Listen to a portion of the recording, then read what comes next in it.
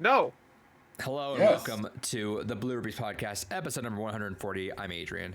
Oh, yeah. On a wonderful Black Friday night, except for, no, it's still Black Friday for you guys. Okay, that works. Gore's here. David's here. The usual. Nothing's changed. 140 episodes, everyone's still here. No one knew. At 150, we will have a mascot. He will be That'd be tall. Cool, yeah. The blue He'll be tall, he'll be skinny, and he'll have an ass that won't quit. Are we officially calling the... will debut my VTuber avatar. Let's go. Yeah. Are we... yeah.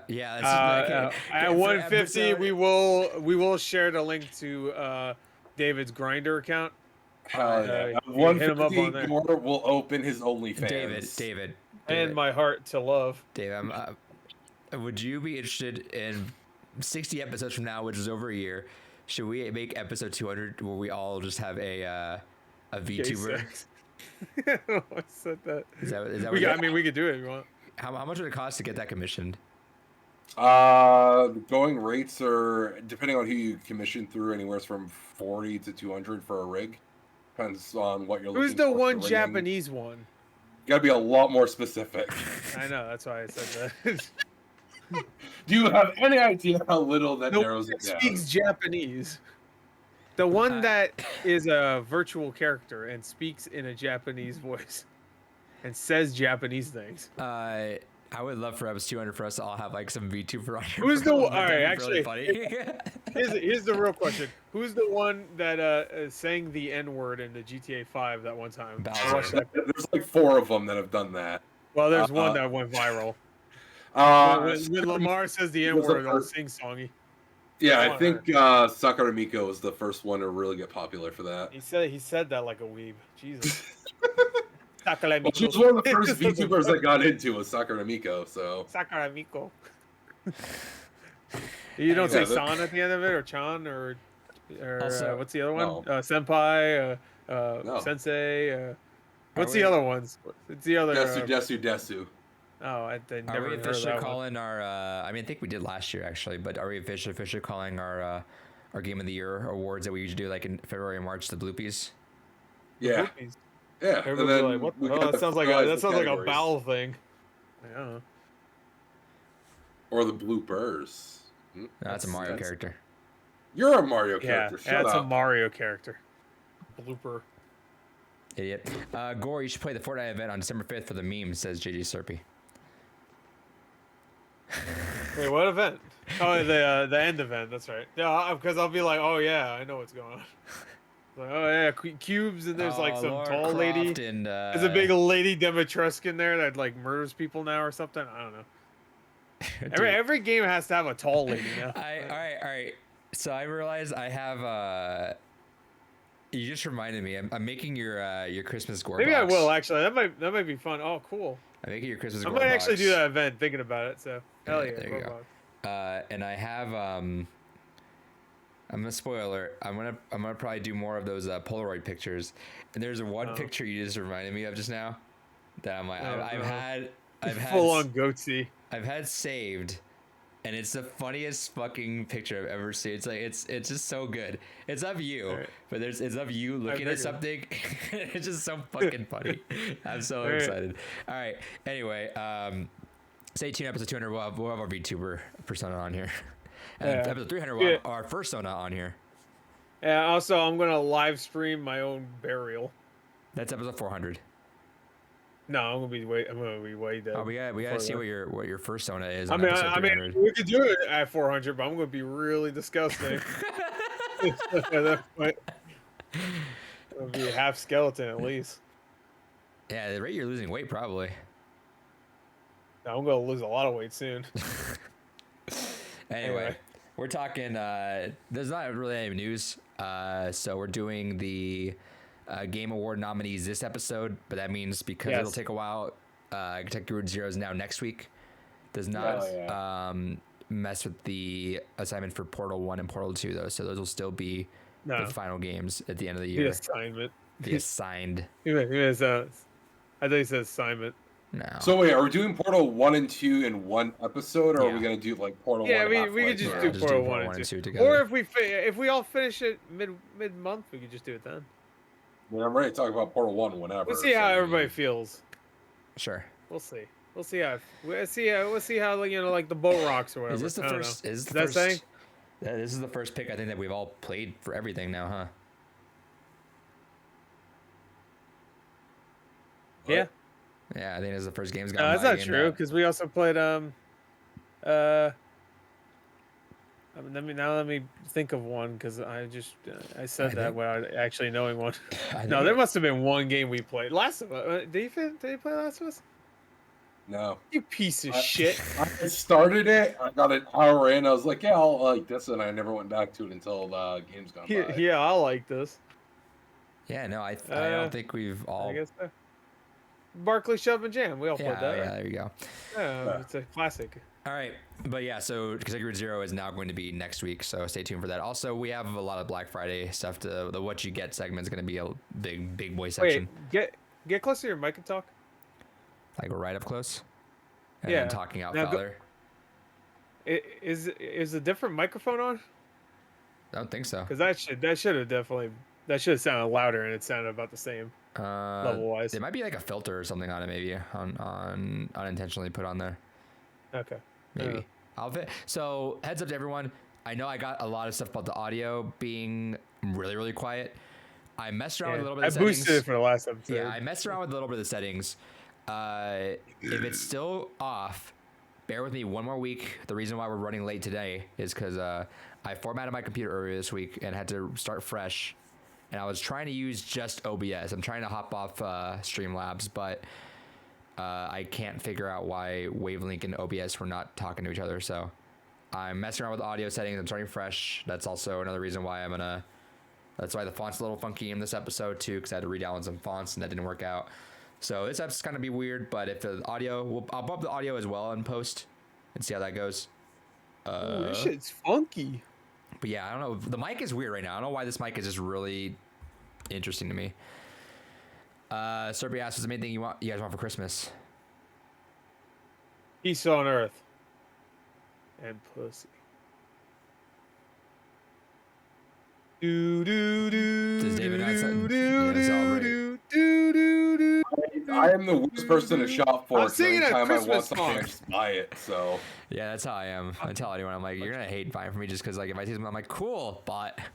And the Gore's dick grew 3 sizes that day. I bet that's the line in the Grinch porn parody if there is one. I 100% bet you. Is there one? I don't even know what that means. I bet there has to be, like in horrifying makeup too. Did you ever see the SpongeBob one?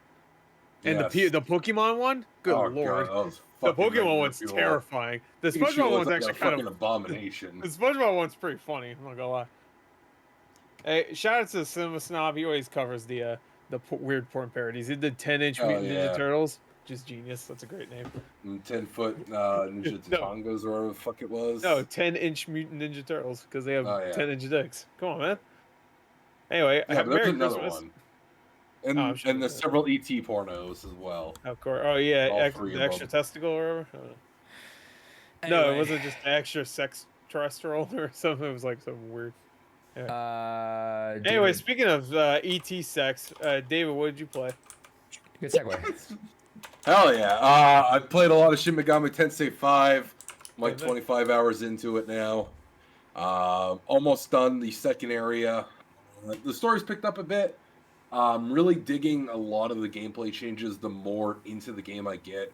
The weirdest thing about 5 compared to some of the other SMT mainline games is usually you'd have a much more constrained party amount with you. So you would have a lot more kind of like jack of all trade kind of demons in your party. You'd have a couple of those so that way you could switch it for a lot of different elements and weaknesses.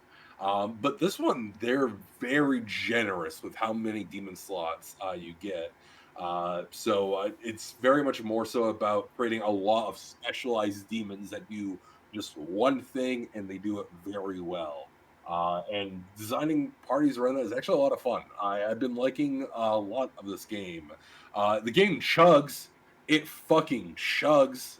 Switch is showing its age like fucking crazy, and I will be fucking glad if that PS4 port is confirmed, because I would gladly double dip and rebuy this game and play it again on a good fucking console. I love my Switch, don't get me wrong, but this fucking console needs a hardware refresh, or we just need a Switch 2 soon. But yeah, good. I'm fucking loving it, but fuck, the Switch needs an update bad. Sounds like you hate it, honestly. No, deep down, I can feel it. Just runs at like 10 to 15 frames per second in some areas. Deep down, I can feel it. Terrible. Deep down, I can feel it. You hate this game. Is this the most disappointing game you played? No. Ever? That was easily the fucking goddamn Dungeons & Dragons Baldur's Gate game that recently came out. That was a fucking embarrassing disappointment. Nah. And I was actually really disappointed with 2042. So. Oh yeah, nobody played it though. I don't think, right? You didn't play it. I mean, you played the beta, but you didn't play it, right? Yeah, I played the beta. I haven't played it from release, and from what I've seen, it hasn't gotten that much better. If you have EA Play, you can play 10 hours of it for free. You buy EA is that good. EA is such a good guy. EA. Always good. Hey, good guy EA, good guy Rockstar. Then you PS Now and Game Pass, you can check how broken that shit is before you buy it. Yeah. And you know what? Good guy Oh, wait, hold on. Oh, they're not good guys anymore. Nope. Wait, hold on. Oh, wait, I'm getting. They were never good guys. Oh, all right. I've been misinformed. Sorry. Well, at least Ubisoft's still cool, right? Well, we're not mentioning it on the news, but Nintendo also came out and spoke against Activision, so all three of them. I think you say Nintendo came out as a bunch of sex came out. It was an internal memo where they're like, "Yeah, that's kind of shitty." Doug Bowser said, "No." Doug Bowser was like, "It's something we'll have to keep an eye on." They didn't really fucking call out anything. They were very soft. Do you think they call him Dougie? Yes. Dougie Bowser? Dougie Bow? Oh, Dougie Bow. That's a good rap name. Anyway, but yeah, it was not going to be on the news. Anyway, David, is that all you played? Yeah, that's all I've been playing. Gore, what'd you play? All right. I didn't play too much. I played a lot more Halo. Game's pretty good. Shoot guys, they die. Great game. We talked about it last week. Same opinion, still fun. I played some of Kentucky Route Zero. I'm about like halfway through Act 2 right now. I'll finish that next week. It's good so far. A little bit too much reading for my taste, but it's pretty good. You can't read, so I understand. Yeah, I mean, so far I think I understand. There's a guy and I don't know, dog. I don't know. I just kept really quick. Did everyone name their dog Blue? Yeah, of course. The other name was stupid. It was like, what was the other name? What'd you name the dog? I didn't realize you had a choice in naming. I just figured it was Blue. Yeah, the first thing you see is why. Yeah, the first thing you do when you talk to the fuck. That's the most David shit. Like the first dialogue thing, he didn't even realize there was one. It's like. I don't know. I was like, yeah, it's a fucking dog. Whatever, Blue, sure, whatever. So you did make a choice. You made a choice, though. He made a choice, didn't realize it was a choice, but he made a choice. I mean, you're asking me about a game I played over a month ago. No. Yeah. No. I finished it a month ago. He did not finish it a month ago. He started a month ago. No, lies. Deceit! I played it in 2 weeks. That's not a month. Yeah, but that was my end time was 2 months ago. You're a dumb conversation. You're dumb. Gore, what else you play? What else did I play? I didn't really play a lot. I played a lot of Halo Infinite. I played I started up Tony Hawk Pro Skater 1 and 2 on Switch. Yeah, you were doing your fucking video. You're like, I gotta want to play this now. I'm gonna end this video. Go play it. Yeah, I did too. After it installed like fucking 8 gigabytes of bullshit. But it's weird playing that on the Switch. I don't really like it, honestly. I was gonna say, I don't know. Just because of the Joy-Con. No, not everything. It's just the Joy-Cons. So I'm going to switch over to my cool cons. That's what I call them. My cool cons. But the ones with the big sticks. It just feels weird. I don't know. Like I feel like I'm not getting. It's not precise enough for my taste. Because that game does get pretty precise on that. That's fair. Yeah. But I don't think I played anything else. I think that's it. That's it. Ooh, okay. Oh, I started Psychonauts 2. I only got about an hour in. Oh yeah. I'm gonna play that more soon. That's it. Played a lot of Halo, a lot of fucking Halo. I've been just spreading the word around my school as being, hey, and they just, I feel like the advertising for like Halo multiplayer has been like good for like core gamers, but not really good in the wider spectrum, because no one realized it was free to play. Like everyone I told them, like, you Halo, like, yeah, I'll buy I'll buy it when it comes out in December. I'm like, it's the multiplayer is free to play right now. And they're like, what the fuck? I'm like, yeah. So I've had like at least. That's true. If one person doesn't know that the multiplayer is out, that means the advertising. I was every single person I mentioned for that, and they all play active like multiplayer. Well, games like that. you work at a school where nobody has internet. Did you realize that? What do you mean? They don't. They don't have internet, so they internet wouldn't know. Yeah, we're always. They don't have Xboxes too. Oh, that's crazy. Oh, you live in like a weird, like Children of the Corn cult place. There you go. They are still using Steam things or whatever old people use. I've been tractors running with a bunch of different groups of people playing Halo. It's funny seeing people that have not played Halo since like 2 or 3, and they're just primarily COD players right now, and they play Halo and they just don't understand what the fuck to do, and they're just like they don't get it, and they're not good at it at all. Yeah, who would be able to figure out a game with a gun? It's because like you think of like it's a lot more like tactical as to how you pursue your kills, as opposed to like Call of Duty obviously being like very twitchy and like you have the position, you just get the kill. But in Halo, like you can totally turn a kill around way better than any other shooter like that. It's like an actual firefight where Halo or Call of Duty is basically who sees the other person. Who sees the other one first? Which, to be fair, Halo is very much like that too at times. But a lot of times, yeah, there's more chance to get out of it. As long as your aim is fine and you're shooting first, you're probably gonna win. Unless one of those little butt buddy teammates shows up and fucking kills you. Yeah, reversal felt good though when you get him to work. But yeah. Anyway, but I'm playing a lot of Halo. Did the whole event, quote unquote, I guess, whatever. The thing that's getting kind of bashed around because it's a not good event, but I don't know. The monetization in Infinite's not egregious, but it's a little untasteful. Oh, what's the Mega 64 word they use all the time? Oh, unsavory. Unsavory, yeah, it's very unsavory. So that's what Garrett always used to say. What's up? So how bad is it? Because I haven't really looked into it. If you don't care about cosmetics, it's not really gonna be an issue at all.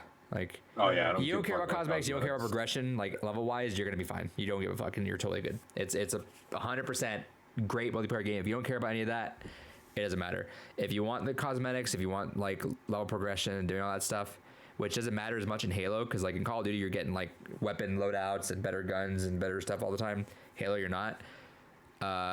Therefore, it shouldn't matter as much, but it does it's really slow, and it kind of sucks when you pop off on a game and do really fucking good. Like you're like, oh dude, I went like, I don't know, like 25 and died like 2 times. You just get 50 XP. You're like, oh, all right. You don't really get rewarded per performance, which is unfortunate. I think I could totally. They need to revamp that a little bit. That'd be nice if they award you per better performance gets you better XP, as opposed to play any game 50 XP. But, that is kind of shitty. Yeah, that's people are complaining about. Like you can do amazingly and you'll just get 50 XP.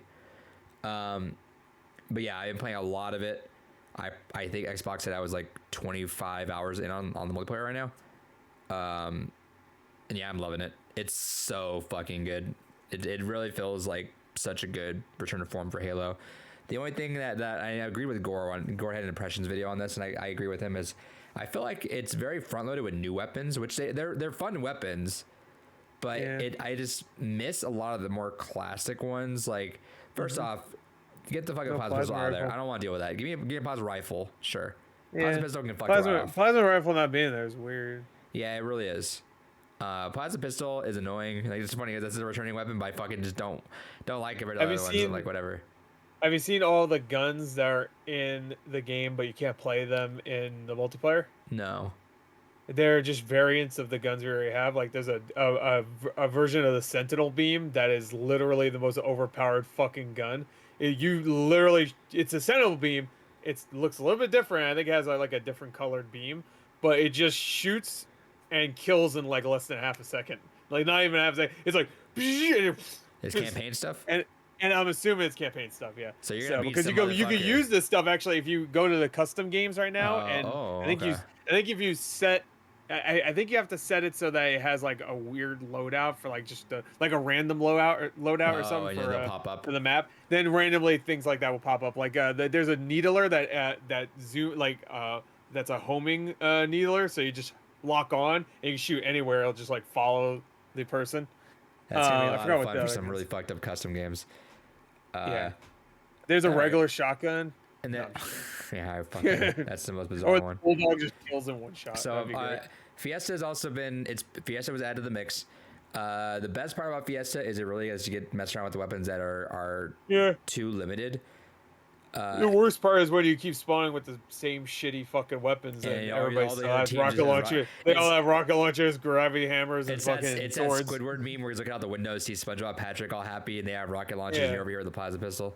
Yeah, plasma pistol and the shitty the new plasma rifle thing that burst fires and has the worst fucking delay ever. It does, but that thing is... It's fine, it's fine, but yeah, I think it's a new plasma pistol for me where it's like shoot twice and then pull out the assault rifle and shoot them. But man, dude, assault rifle's so good. I'm loving the assault rifle. Yeah, that's like great. It's pistol's great. Probably my favorite assault rifle in all of Halo, I think. But yeah, it's I'm having a good time with it. Fiesta's fun because you can mess around with the equipment more. So like you actually just start with some grapple hooks, and just do you when you get really good at it and you're starting to figure it out a little more, because there's a learning curve to the grapple. Yeah. When you get the hang of it though, it's so much fun. It's got like some really cool momentum towards it. I feel like that. You gotta kind of get down, but it's so good. I was really upset because I grappled onto a Banshee. And I was like, oh, I'm going to get that achievement. And I think maybe right before I grappled, the guy jumped out of the fucking thing. I was like, I was about to get it too. Yeah, so we're trying to get all the challenges. Because if you get all the challenges for the week, you get like an exclusive... No, not the challenge. That's an achievement to do that. Yeah, I think it was a challenge also, but that's an achievement. I looked at the achievements. I was like, that's why I got confused, because I saw that. But because in Fiesta you could do that a little easier, obviously, as long as you have a map where you can. There's a flying vehicle. It has to be a flying vehicle. I did get I got the run over a guy with the what's it called again? The fucking chopper. I got it in the weirdest way. Yeah. Yeah, they just have to run some over with the brute chopper. Yeah. I think it's called that, right? Yeah. And I got it in the weirdest way. He was hacking me. I mean, hacking me. What the fuck? He was sombering me. He was hijacking me, and I was like, I flew off the map. I'm like, well, fuck you. Me and you going bye bye. And I got there. It was supposed to be splatter, but it counts as splatter when you knock him off the map, technically. Yeah, I didn't hit him though. No, I didn't even see him. He hijacked me. I was like, fuck it, and I took him off with me. I think even if you like brute hammer someone and they with the concussion get thrown off the map, it counts as splatter. Yeah, so the hijacking takes a while. So now what people do is if you hijack, they'll just try to like launch off the ledge by the time you get into the car. Like I've had people do that to me. Like the first time I hijacked, somebody did that to me. I'm like, motherfucker. But anyway, Halo's awesome. I'm fucking loving it. I've been playing a lot of Call of Duty for literally the first time in my life. That's the game that also people at work play. That's their like the one that everyone gets. Not that everyone goes super hard in it, but kind of it's like the middle ground. So I played a lot of Vanguard. It was a double XP weekend this last week, so I decided just to grind that out. I don't mind it. It's not bad. No, it's fun. I like it. Yeah. I can tell people don't like it just because they're kind of over the World War II thing again. They kind of want to go back to modern weapons for a little bit. But I'm liking it a lot. They just had modern weapons last year. I think it's just because Cold War was... I guess it was more... Well, was it modern, though? In the multiplayer? I can't remember, actually. No. I know the campaign wasn't, but... No. I can't remember now. I thought it was like more Black Ops in the multiplayer. It was a little more Black Ops, but not quite like Modern Warfare. But they I can't remember what any of the guns were, honestly. But to be honest, this isn't even modern. Like, there's no person back in the 40s that had a fucking tactical scope on their fucking gun. I'm sorry, they were in trenches, hoping they wouldn't die. Like they were like, oh yeah, let me mod this shit with a red dot. Like what the fuck? Sammy in the chat with boo COD. Well, that's a lot of people say because right now Vanguard's like doing really shit right now compared to like It's doing better than Battlefield. It's doing better. Okay, so right, yeah. Because at least it has content. You know what I mean? Call of Duty. Like Battlefield Portal, the only thing I hear is kind of cool, but even that. Yeah, Battlefield, great. don't buy. Just wait until they fix that shit. Unfortunately, Call of Duty, I think it's fine. Call of Duty's fine. I mean, again, I feel shitty about it, whatever. But I mean, you can only do so much with it. I'm doing it to get along with some coworkers and socialize a bit. But I'm going to say that maybe it's partially people just don't really want to play Call of Duty. Maybe hopefully the Activision thing is kind of people voting their wallet. That'd be kind of nice. Can't really say that much when I bought it, but you know, honestly, I think it was just because of the marketing wasn't great. Marketing wasn't great.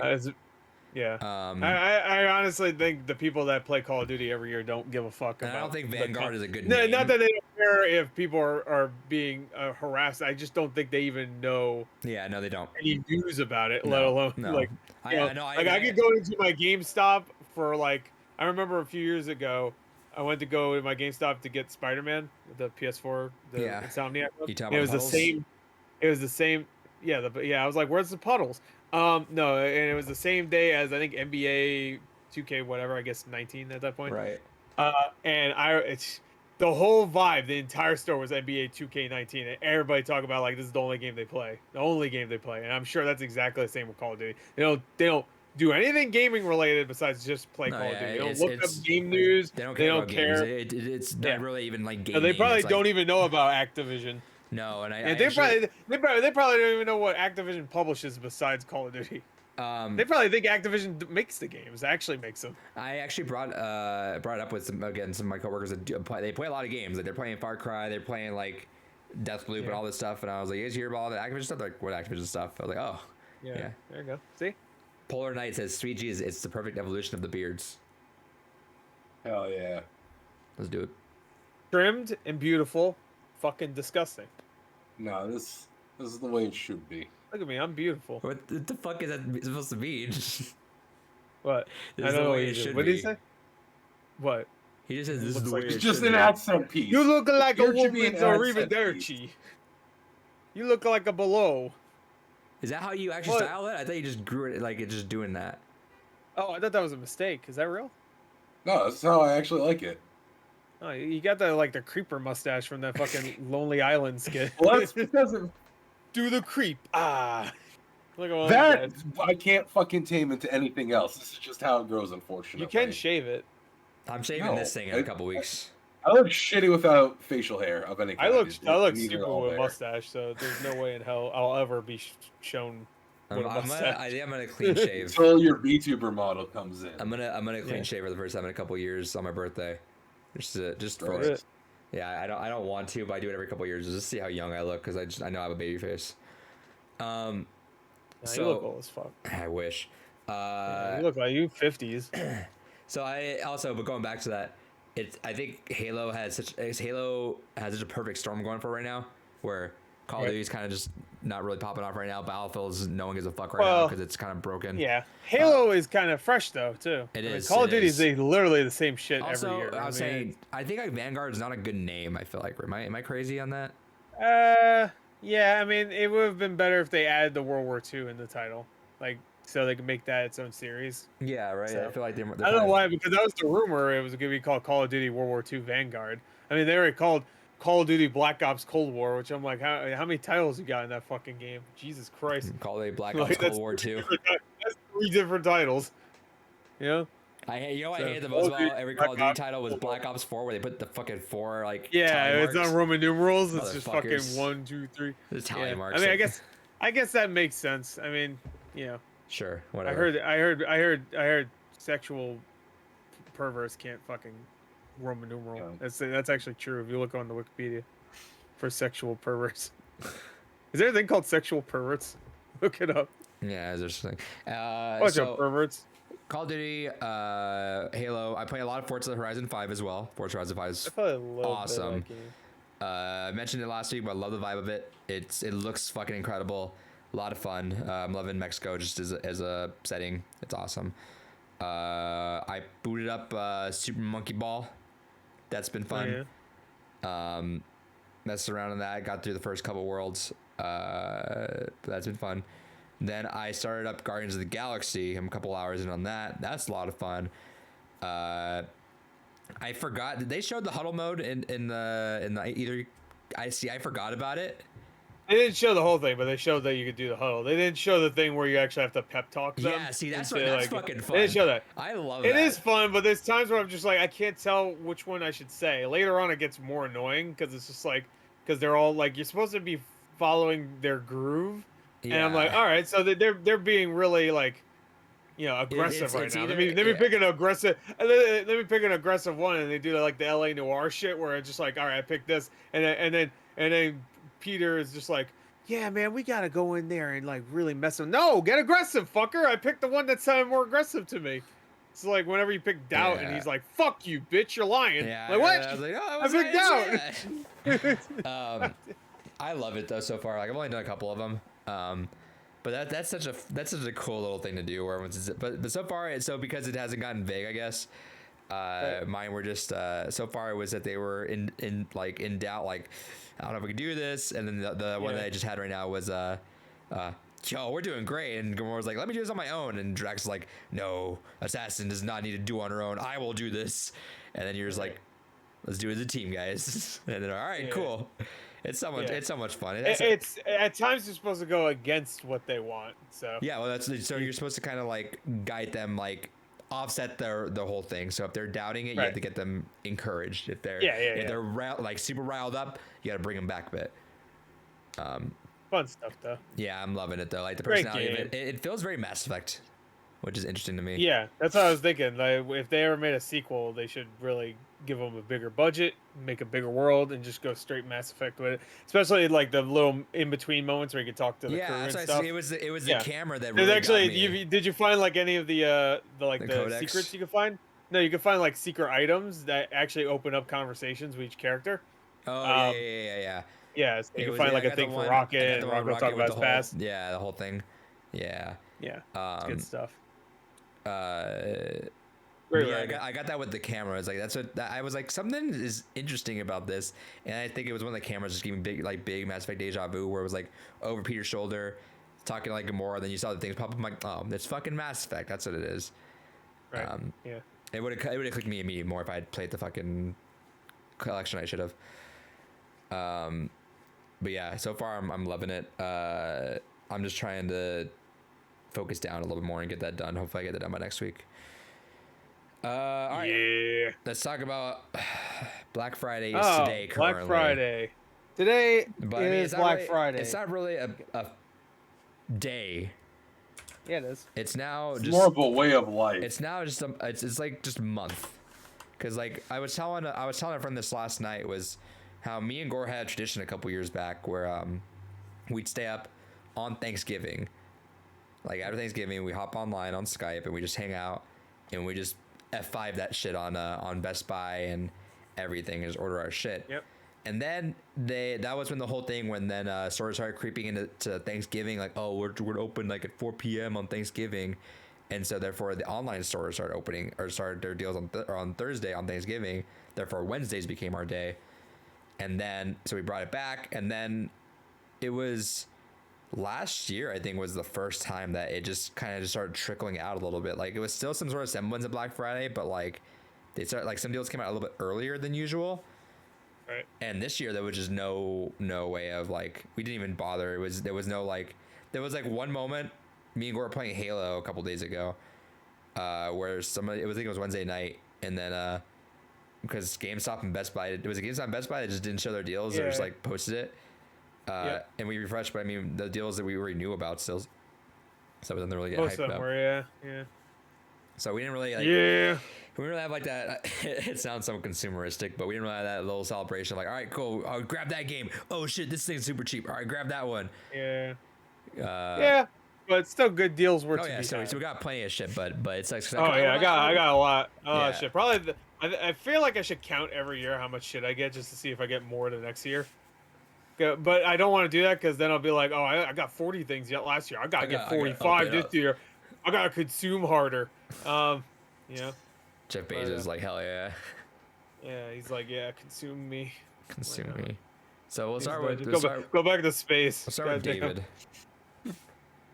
All right, so this is a combination of things I got specifically today on Black Friday and things that finally fucking came in the mail. So I'm gonna start with the PS3 games I picked up here because had a local store doing Black Friday on retro stuff. Picked up Lair. Oh yeah, classic. Clive Barker's Jericho. Wow. Stormrise. Ugh. And these were so I could have these complete in box again. Resistance 1 and 2. Okay. Well, at least you got something good. All right, and then on the PS4. All right. That's then it. For PS4. Then again, this was just I got this just to have this completed box again. But God Wars Future Past. Oh. Wars. My one God Wars, PS2, I feel like is the really shitty Chinese translation for God of War. possibly.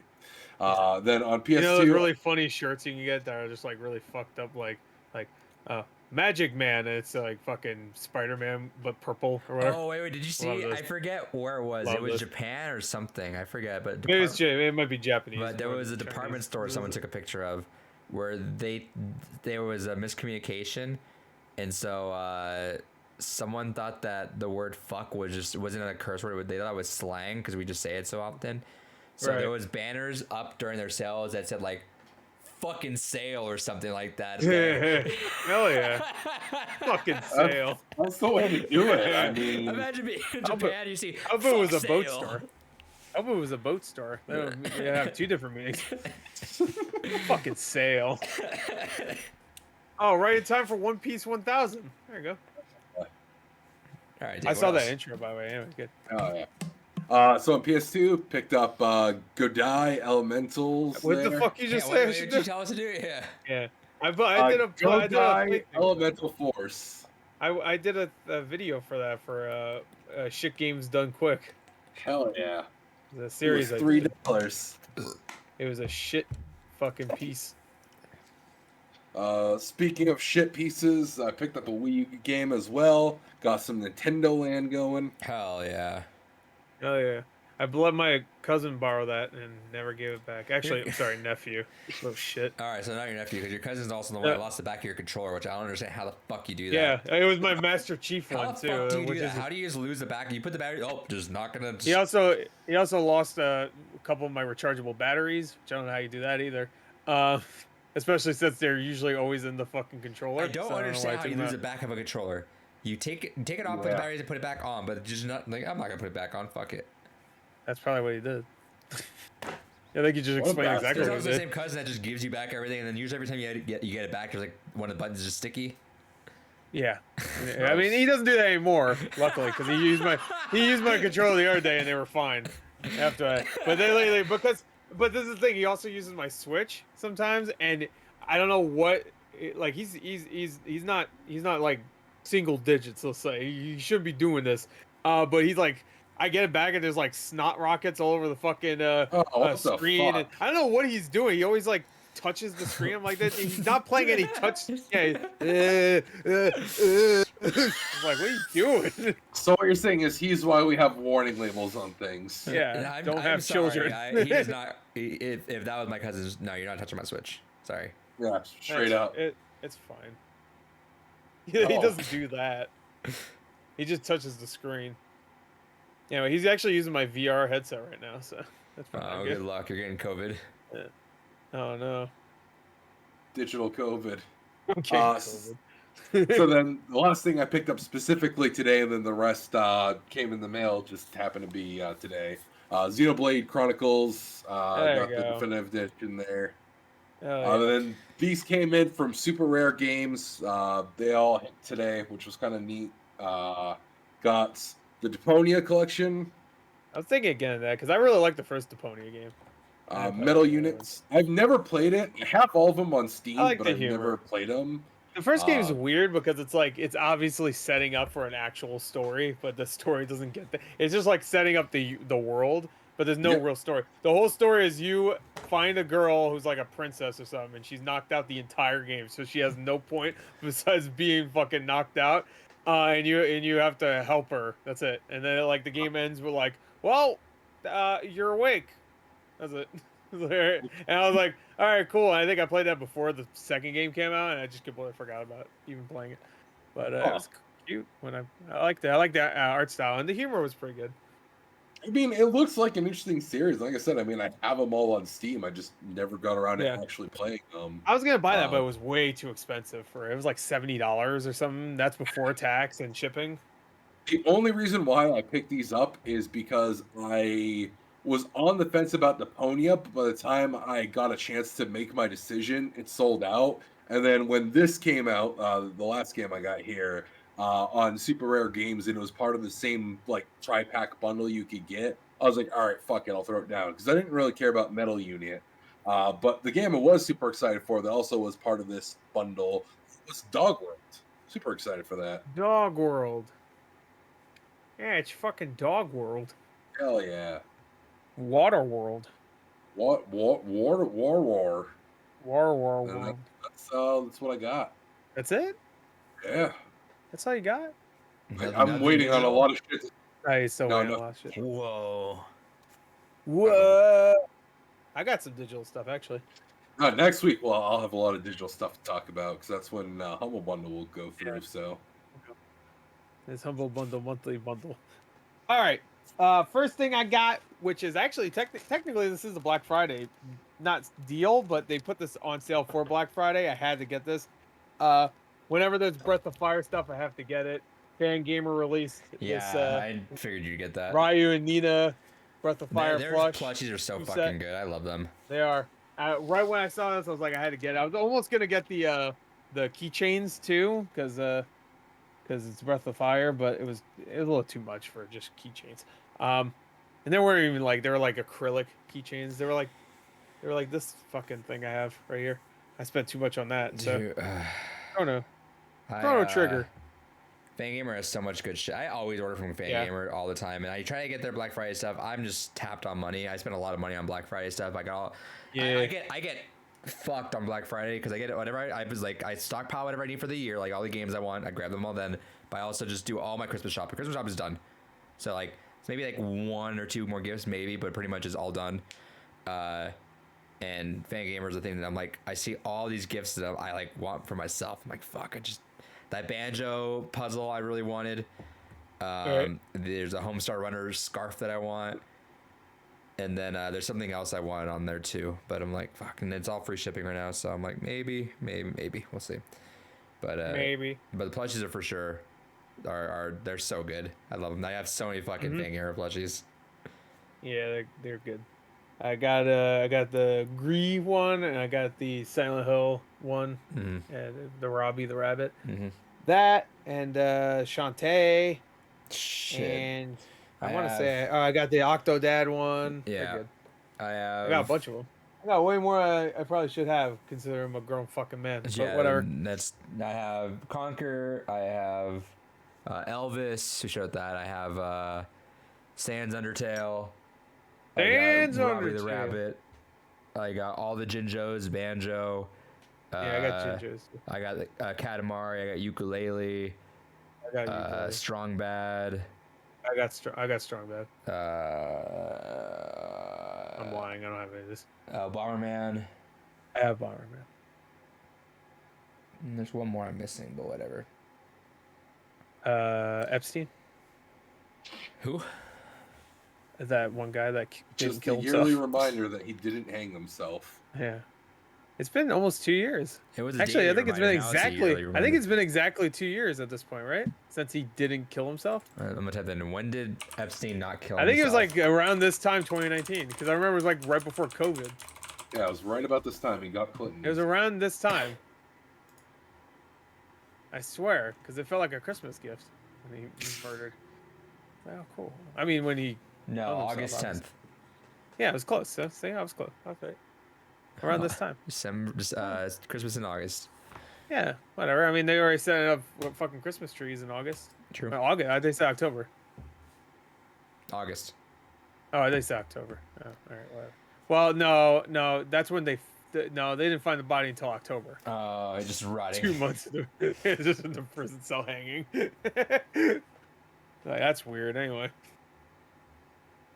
What else you get? He had a pedophile island. He did. You know what? Go to Pedophile Island and they should just Flight nuke Simulator. it. Have fun. And they ever think of like one time actually using a nuke and just taking out all the pedophile islands? They ever thought about stopping pedophiles? That's a great point. Speaking of pedophiles, I got some more games here. That's about as good of a. Well, I got some Activision games here, so you know. There you go. Sure. Maybe not ped. Can you be? You know what? Never mind. All right. Thank you. So got some. No. No, I'm not gonna continue. All right. No, I don't want to torpedo your Twitch. Sorry. So, I only got one thing today.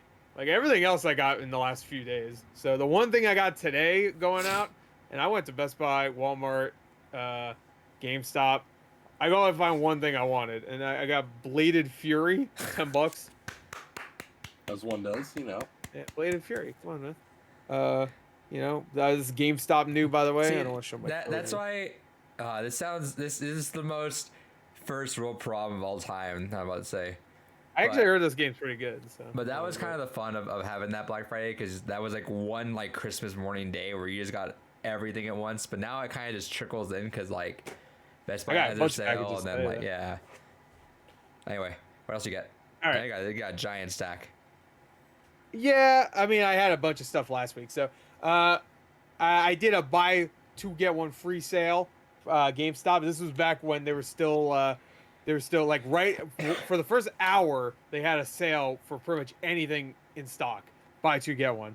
So I got a good deal. I think I spent like 70 on these three games. So I got Neo: The World Ends With You. I want to get on PS4 because I don't want to play on Switch. There you go. I got that. I got Life is Strange 2 True Colors. And then I got Tales of Arise, which I think I'm going to return this and get an Xbox copy because I kind of want to play on Xbox. And, but they didn't have it on. Better pizza. Papa John. Oh wait, they're sex perverts too. That's how I saw Papa. Murphy's. It's the other place. They had the Big Hero Pizza. Anyway. DC's Pizza. They probably didn't do anything. No, they don't do anything to pizza. That's why it tastes that way. Yeah, that's why it tastes like the fucking box that most pizza comes in. But yeah, anyway, I got those three. I actually bought Life is Strange and Tales of Arise used, and they came sealed. So, cause you love that. Shout outs GameStop. So you know, sometimes I buy a new game and it's used, and sometimes I buy a used game and it's new. They can't get anything right. And then I did another buy. I did another buy two get one deal the same day. I was like, ooh, I got those, and I was like, ooh, I want these too.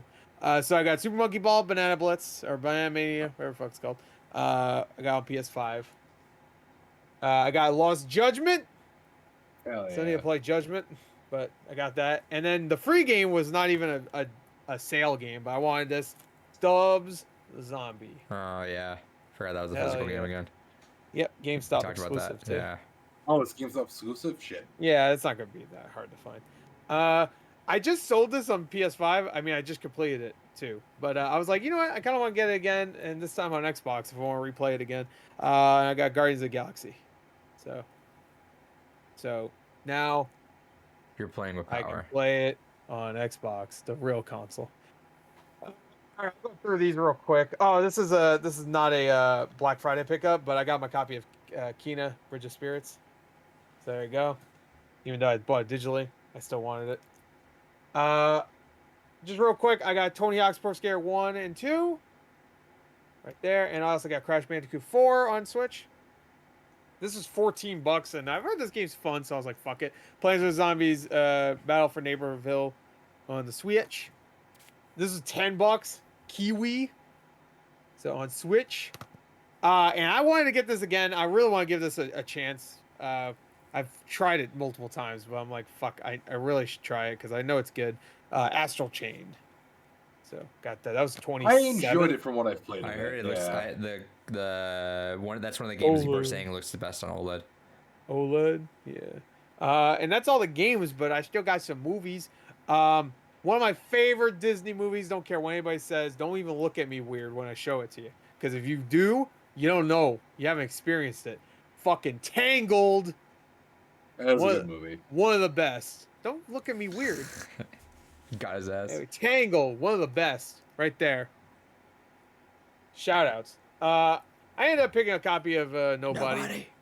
I don't know what it was with this movie, but in my Best Buy they had tons of copies, like tons. They had like almost a whole like kiosk filled You know with what? them. No, I'm not done. Shut up. And every single one of them, the disc was loose.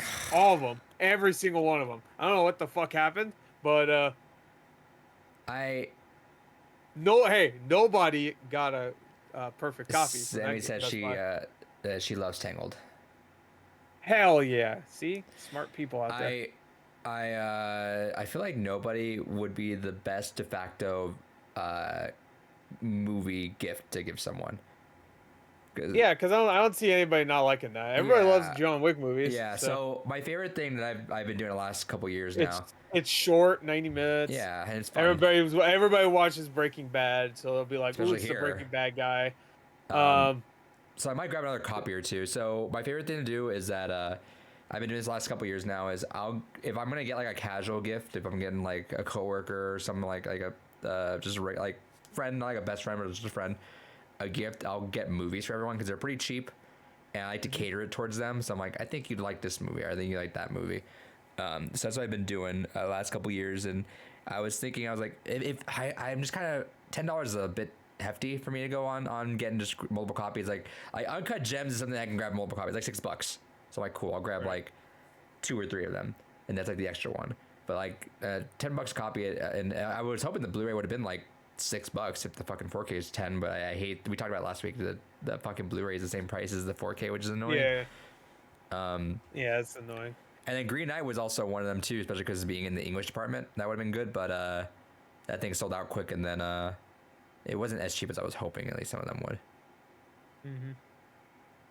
Yeah, I mean, these are still new movies. So, yeah. Like Green Knight, like Green Knight came out in July, so in theaters, like that was not long ago. Nobody was like April, I think. So that what's the most recent movie that came out that dropped in price? Probably of the ones that are on sale at Best Buy at least. I would probably say it might be Green Knight. Because that came out at the end of July. Yeah, too. You know, okay, that's fair. I'm getting mixed up because games 4 months go the that fuck game on came sale out right away, but movies take a little bit of time. You know why? It's because keep an eye. I want Suicide Squad. Yeah, it was on sale. I was hoping it would be because I was holding off on. I should have got the Steelbook. I'm buying it because it was so close to Black Friday that I was expecting it to. I was expecting it to be $10, but I was expecting it to be a little bit cheaper. But it wasn't. At 15, I would have bid on 15 too.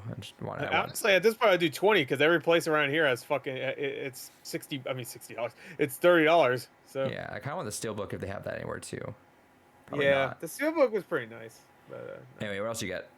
I was actually upset no Steelbooks on sale this year. Last year they fucking put a bunch of Steelbooks on sale. Throw them out there, fuck it. I got like 10 Steelbooks last year. I got one Steelbook for all Black Friday. I don't have it with me, but it's yeah, I did too. I got the Total Recall one. That was it. Oh no, I got another one here. Oh yeah, I got another one too. Show it. I lied to. Total Recall the remake. Oh, I'm a big fan. What else you get? I'm also a fucking idiot. All right. So I might have shown these, but I'm gonna show them again. I got the Long Halloween 1 and 2. I got those combined. The fucking slipcover on one of them just came loose, so it's like open. So I had to super glue it, and they're just so hard to fucking super glue together. They just don't want to stick together. So I had to hold it for like a solid 5 minutes just to get it to fucking stay. But it is cool because when you put them together, did you see when you put them together? It starts making the DC logo. So if you get them all with the slipcover. I think because they restarted the DC animated universe earlier this year. So I got another one, Justice Society World War II. If you put this together, like it's already shaping up. Gore, should I get the Batman Dragon movie? I've heard it's okay. I think that might be right before this. Yeah, because I was thinking about that one. It sounded cool, but it was like a couple hours too much for me. Right, and I also got the Mortal Kombat. It was $6. And that's it. And digital? I was lying. I didn't buy anything digital. I'm not a fucking idiot. I got a bunch of like dumb like I always go on I had to go on PSN and like sort by cheapest and find the full games, and because PSN will have those like 30-cent games for give you a platinum in a couple minutes. So I got a couple of those. I forgot the name of them. On Switch, I think my Switch in here. I forget what they grab on Switch. I can look here in a second. I definitely grabbed some Switch games because those I refreshed. I saw, I was like, oh, it's Black Friday. Let me go check. Refresh. I'm like, okay, good. And like my wish list is pretty vacant. There's no sales. And then like I swear about like 10 minutes later, where 64 is like, oh, deals are up. I refresh and I swear probably about 75% of my wish list was on sale. It's like, motherfucker. The only game I'm thinking of buying is Inscription right now. But that's like barely on sale. N++. But it's like what, 16? So yeah. N++ is on sale for the first time ever on Switch since coming out at launch.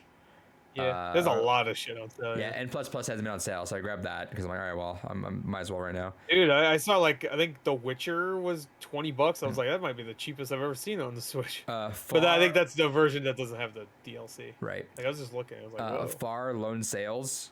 I heard that was pretty good, so I grabbed that. That was like $3. Yeah, because the second one's coming out soon. I got Doom 3. Yeah, it's a good one. Because I heard that for the looks OLED. good on the OLED. For the OLED, get those true deep inky blacks like fucking the what are they called? Vsauce? No, the other ones. Digital heads. Digital forever. Yeah, those guys. I got Inside and Limbo. Yeah, that was $2, so I bought it also. So there you go. I did buy one digital thing. Sucker. I'm a fucking idiot. And I think I got something else.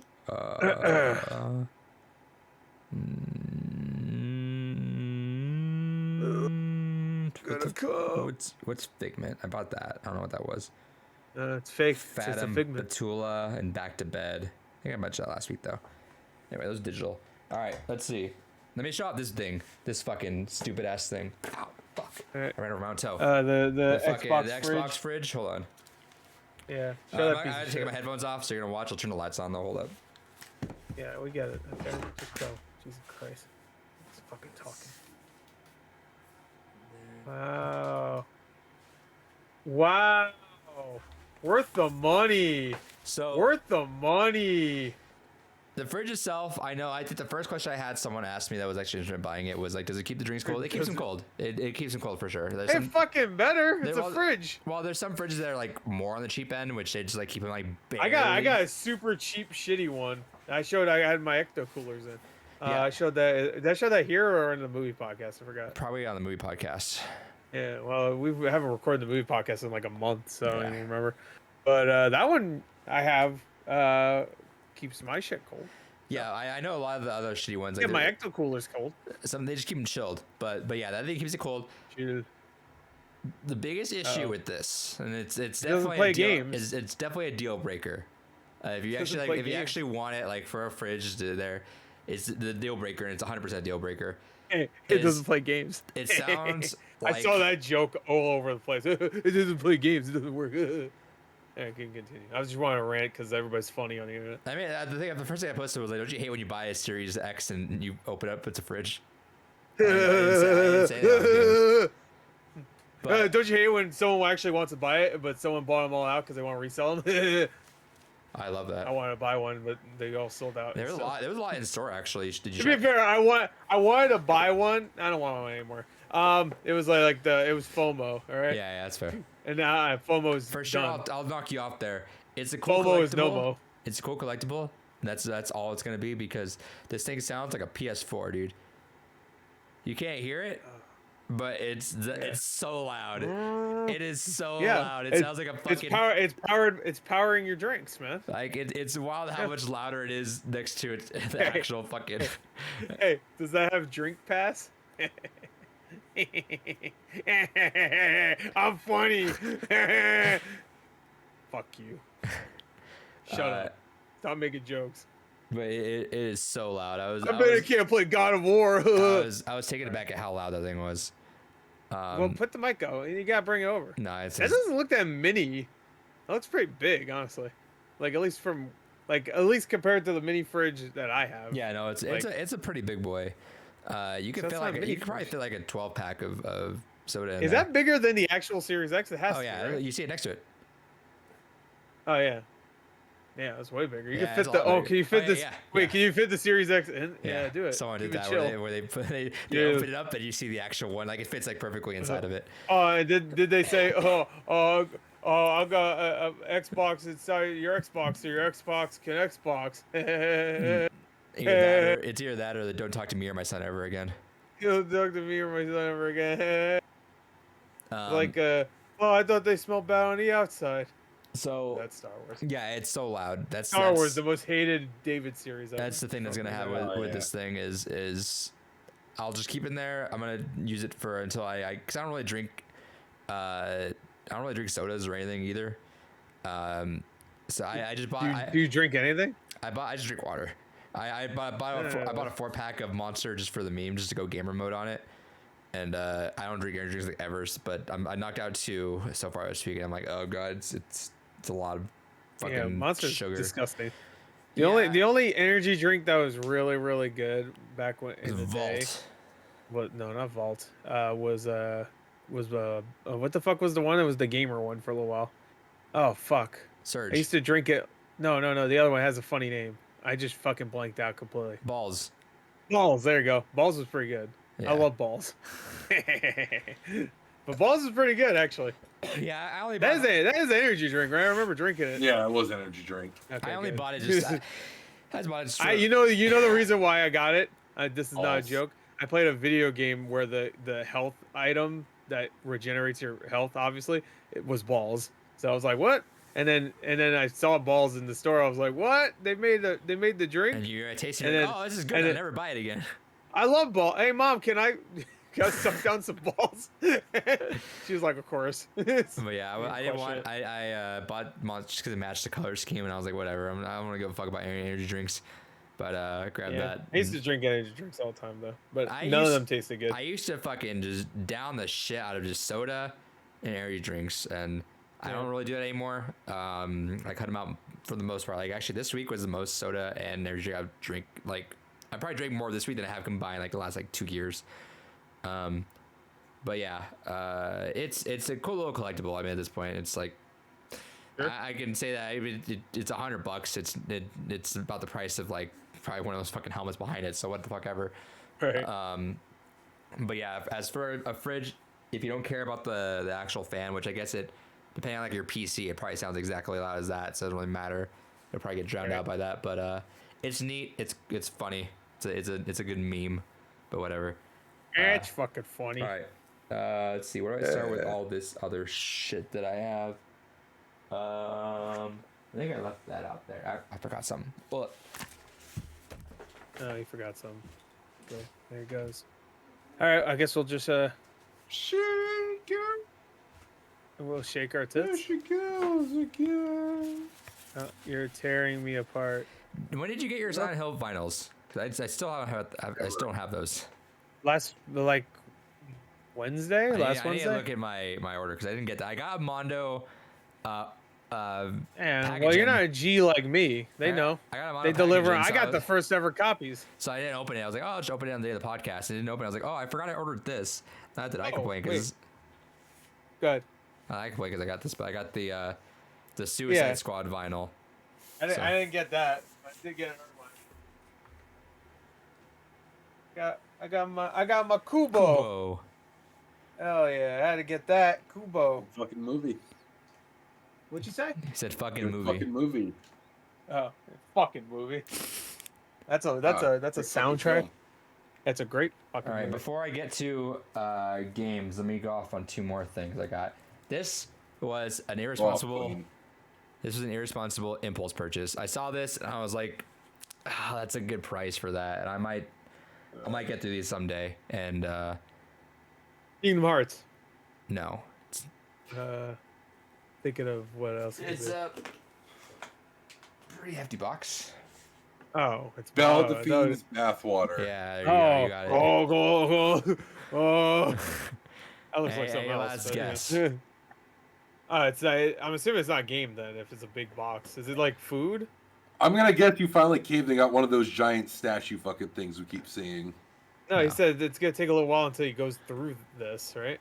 Is that what he said? I'm not gonna get to this in a while, but it was a really good price for these. For these.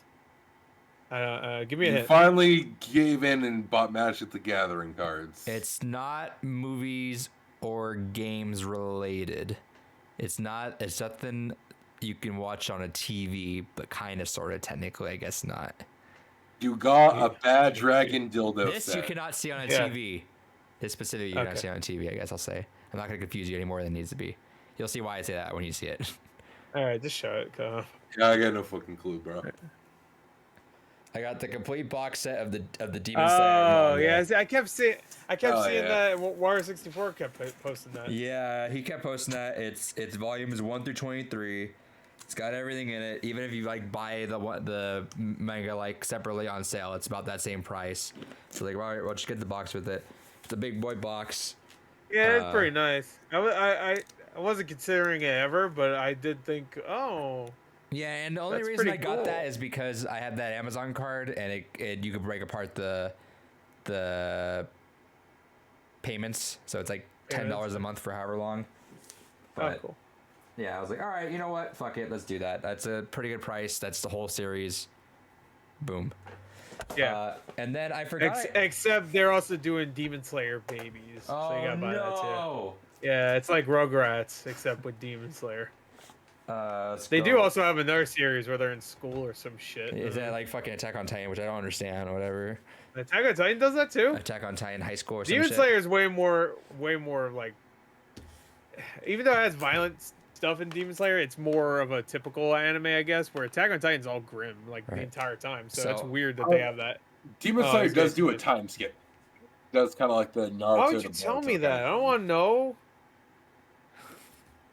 Anyway, first thing David says in like 15 minutes of me like gets shit on. I got that as well. You can. Oh, you talking about in the beginning of Demon Slayer? Because there's already a time skip in the beginning of Demon Slayer. No. The anime is getting. No, you're not. You're wrong. Let me tell you exactly. Yeah, it skipped 15 years. Nezuko is dead. All right, I forgot I ordered this. I got this in the mail. Again? I forgot I ordered this. The T2. And I was like, what the fuck is this? And then I opened it. I was like, oh, hey, cool. It's like, thanks, pass me.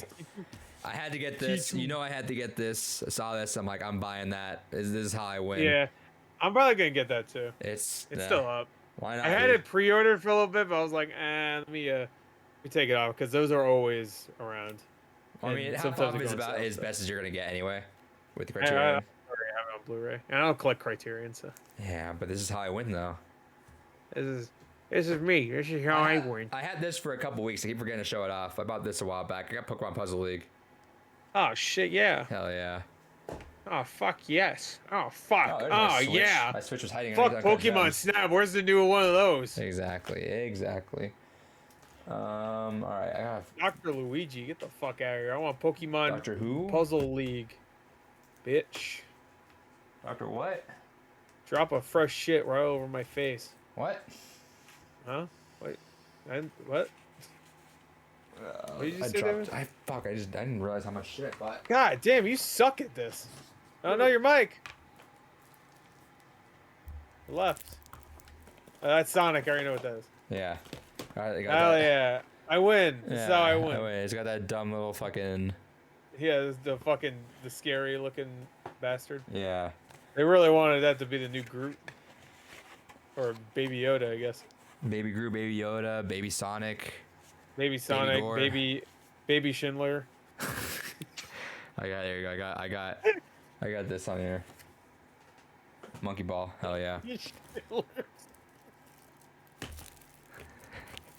I gotta give it a course. I gotta catch up. I gotta leave games for a second. I forgot I got this. I got Howl's Moving Castle. I forgot I bought that. I got that one too, the Steelbook. Also, I bought the Porco Rosso one, but it's gonna take like 3 years for it to ship. I forgot I kickstarted this. This is from some of the developers that made like a bunch of like indie. I forget what specific indie games, but they made like a lot of the ones you would know.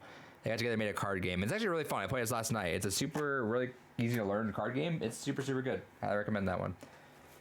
All right, now on to these things. The only thing I picked up on Black Friday technically was this because I picked it up for in-store pickup. I got World Ends With You on Switch.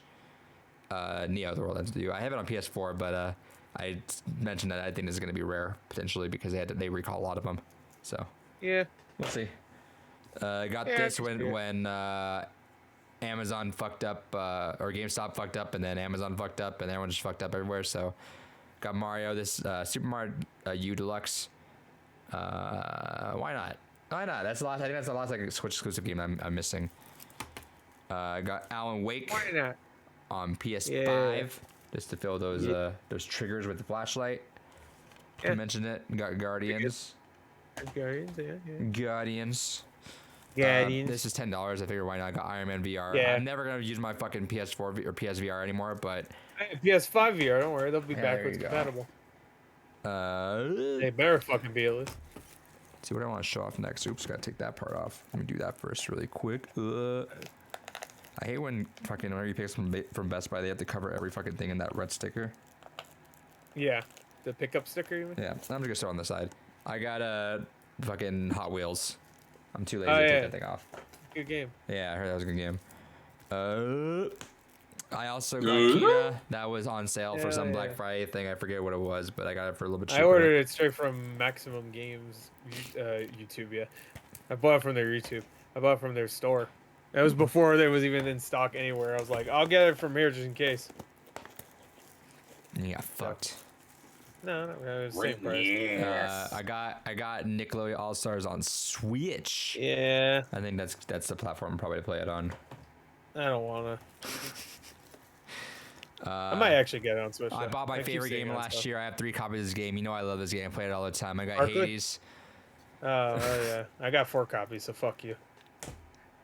I have it on. Technically, I have 5 copies actually, because 2 digital. Because I have it on Switch digital and Steam digital, here. and I got it on Steam. Switch physical. I got it on PS5 physical, and then never mind. I didn't get it on Xbox. Or did I? Maybe you'll see next week. Maybe, bro. If not. Or did I? Gore fan says, "Hey, yo, Adrian, if we beat last year's Extra Life, can we expect a Fortnite dance from Gore?" Yes, 100%. All right. First of all, your name is Gorefan. You don't address Adrian. You only talk to me. Gorefan says I'm thinking floss dance. Second of all, definitely. Honestly, I could do any dance, and it's from Fortnite now because they just stole every single fucking dance. It's true. Last couple games. The main one where like they point at the end is just from Scrubs. They just stole that shit. So yes. Remember the show Scrubs? Also, should we announce that? I guess we're advertising that for next week, right? Extra Life. Yeah. Well. Yeah. That's probably a good idea. Well, we'll segue. We'll have a whole advertising thing here in a second where we advertise CRP Rights, our sponsor this week. Last couple games we got. Riders Republic. I thought this game was. I didn't hear anything about it, but you said people liked it, so I got it. Yeah. And then I got this in a buy 2 get 1. I got House of Ashes. Yes. And then I believe I got like a couple other games coming next week, and that's about it. All right, there you go. Black Friday. I bought a lot of other shit too, but that's all stuff that I want to flip immediately. Like I already sold one of my No More Heroes 3. Good times. All right, before we get trivia, David, give us an ad read. Let's talk about our sponsor this week.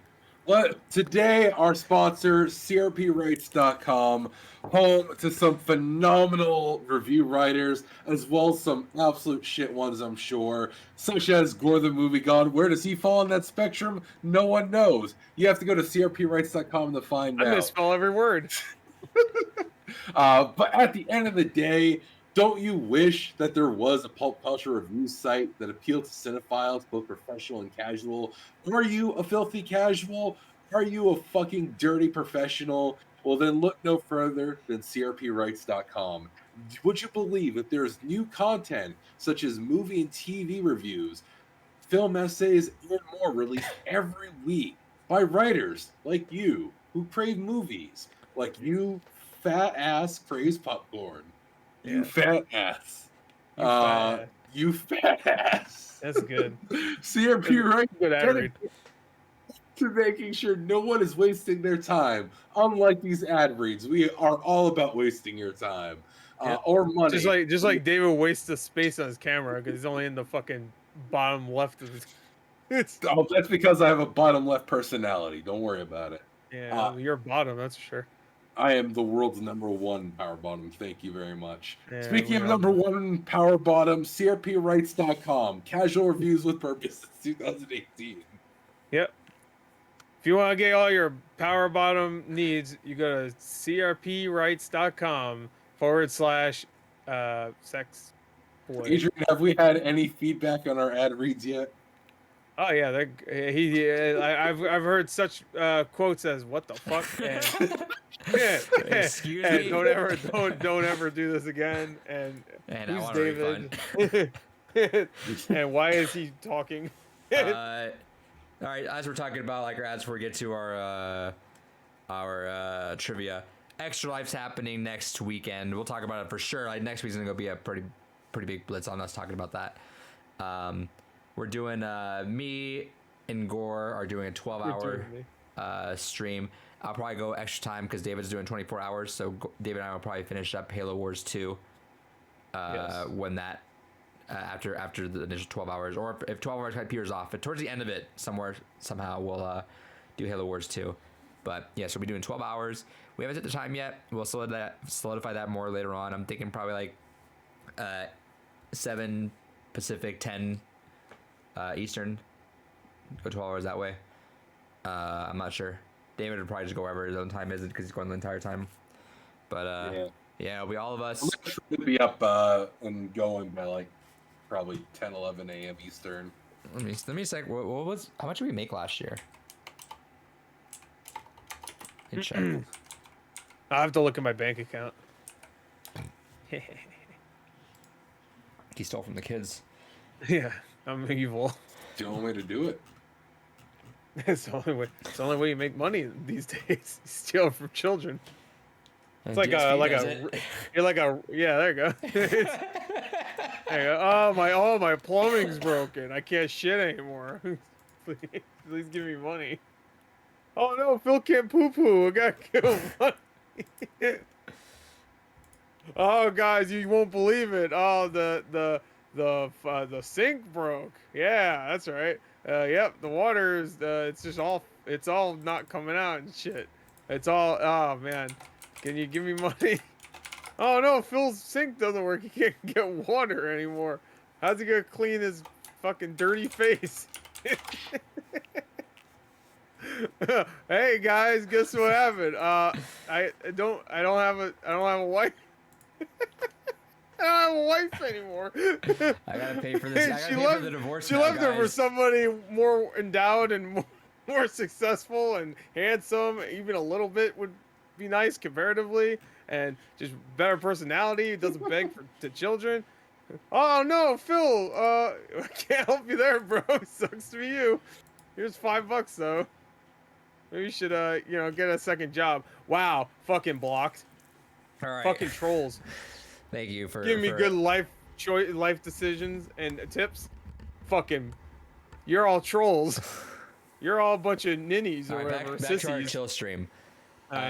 So for Extra Life 2020, we raised $287. Hell yeah. So oh man, that's enough for the platinum vest. Hell yeah. Whoa, I got the hat on. I got the specs on. Whoa, gaming, bro. I'm funny. By the way, if you color your hair, you're pandering and you're an idiot. Yeah, but if you wear a in-sync looking fucking stupid Backstreet Boys piece of shit hat, you're cool. And you wear a Nazi hat, and then you're great. So we're gonna bump the donation stuff up to 300 this year. Gore fan, if we hit that 300, Gore will Fortnite dance. I have to find a good one. I wish I could shuffle. He did do that really fucked up one that glitched out where it's cropped it at flip and she's like hovering in the air like that. Remember yeah, I'll do that one. I'll glitch the fuck out right now. Just get your tongue to go out like Venom, like just really long. Yeah, I could do that. I'm Venom. Anyway, Venom. We'll be posting that everywhere on our Twitters. It'll be in the description of this video when it goes up. I'm gonna stream a bit more because I gotta do some test streams to fix up OBS. So I'm gonna put that in the as a stream notification as well constantly. So we'll get going on this pretty consistently, and we'll probably just keep Extra Life open too. I imagine we could just. There's not like a hard date that we have to end on that. I mean, you kind of just like aim for that to end it, but you can go a little like honestly the reason we can't just let it go till the end of the year. Like go through December. Well, just stream until the end of the year? No, but like if you leave like you can leave it on during the podcast, like just have it in the corner or something. Just like you get a donation, you get a donation. Right, I get you. The Game Awards is in between our 2 stream sessions. Leave it on there. There you go. There you go. We'll be streaming that, I assume, right? Yeah, if it takes 2 wins, Joseph, you owe us $200. Yeah. I don't know why. Not the children, us. Gorefan says, Gore, gotta treat us to a couple of dabs too if we make it to 300.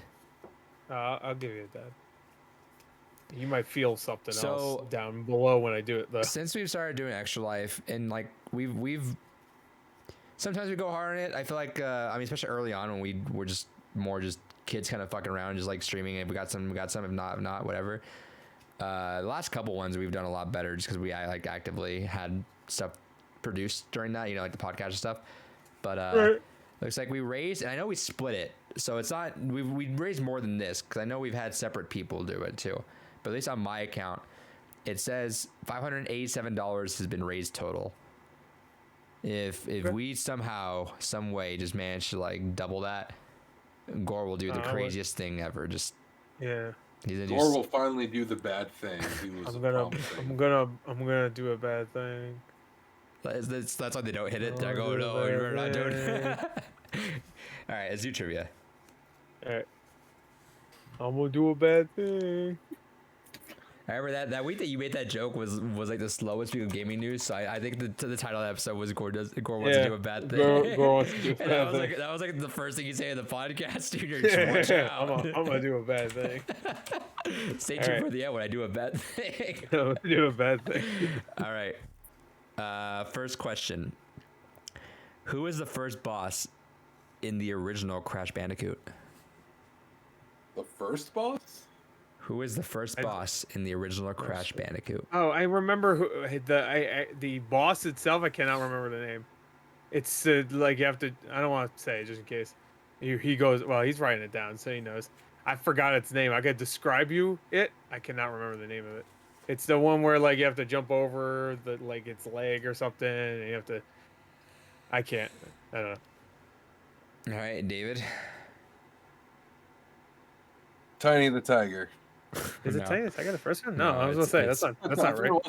His name is Papu Papu. Yeah, and it's like it's a leg, right? You have to like dodge. Yeah. You have to dodge his leg. I remember you have to jump over it and then just hit him. I guess there's not much to it, but. Next question. Okay. What is Bayonetta's real name?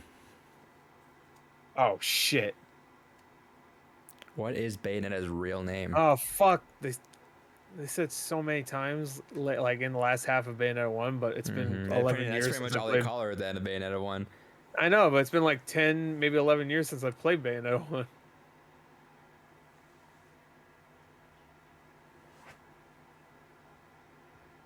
No, that's her sister's name. Fuck. I don't know. No, I'm not gonna write anything. David? He knows. Gore the movie. God. You got it. That's it. It is Cereza. Cereza, yeah. Jean is her sister's name. Yeah. Cereza, yeah. All right. This is too easy of a question. Moving on. What was it?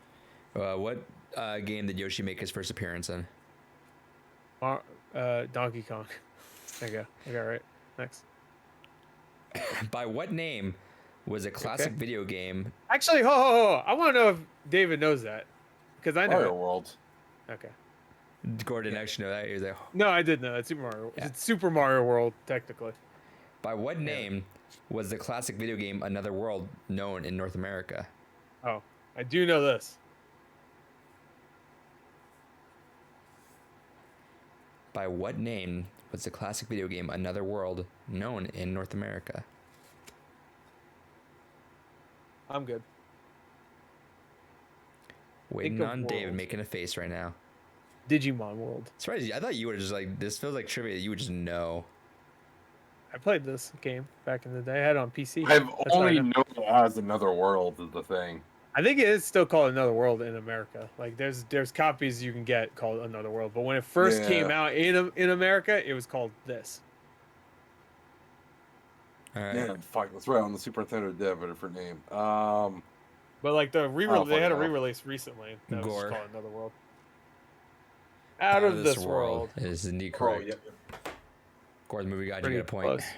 Hell yeah! I know old fucking rotoscope fucking anime. So Nope, that's not anime. hold on to those boards because what we're gonna do. Yeah, because we're gonna do the. What we're gonna do. Let me tell the listeners out there.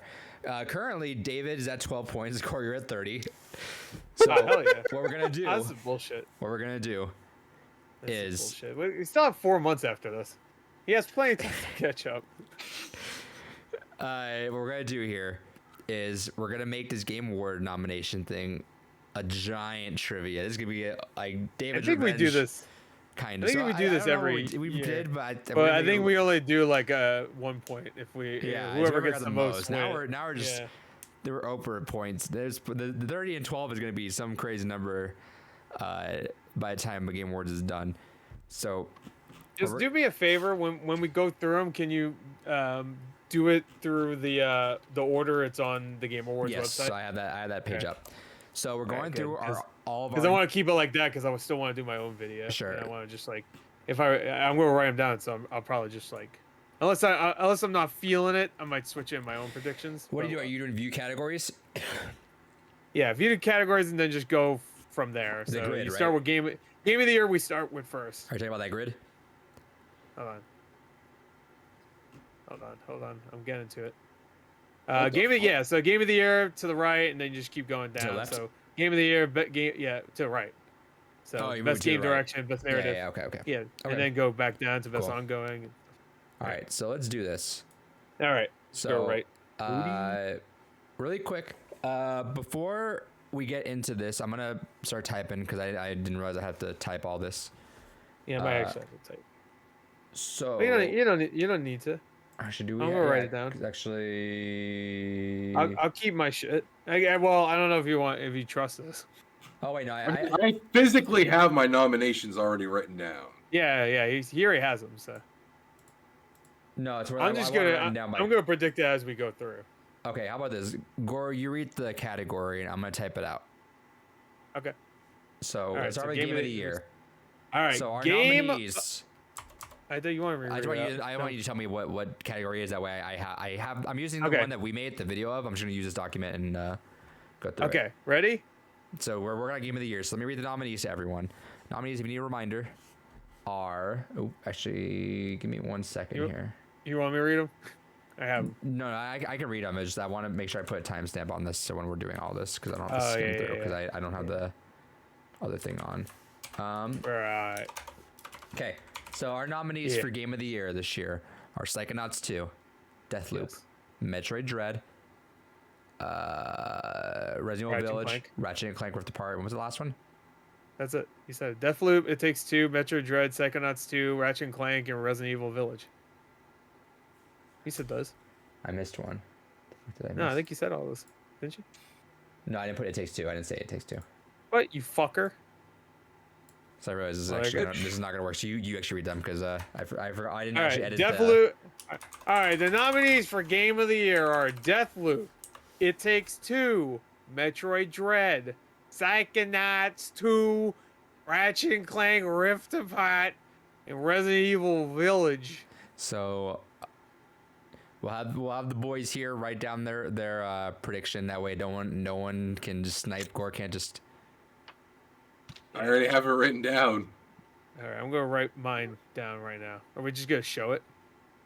Like the trivia?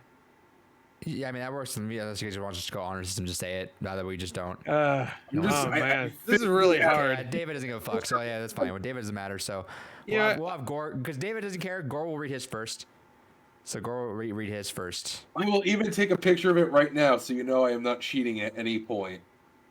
All right. Shabam. It doesn't matter. I don't know how you're gonna cheat. So he'll just wait for you to say. He's gonna write out whatever you say for his thing. So. All right. So my prediction, and I had to really think about this. This is the only one I thought about. Jeff Keighley went out and said that there's no clear front runner this year. There is definitely not. The only one I know will definitely not win in my heart is Ratchet and Clank. That's funny because I think I've heard some people kind of like it better really. still amped up about it. Yeah, it's a really good game. I agree with you. I think it's the weakest of all those. I think Deathloop is getting a lot of shit right now, but like when it comes to critics, is interesting. I don't understand too. Fucking wild. Is that getting? Do you think it's getting like the BioShock Infinite treatment right now? I don't see how though, because like BioShock Infinite, I understand, even though I think it's stupid.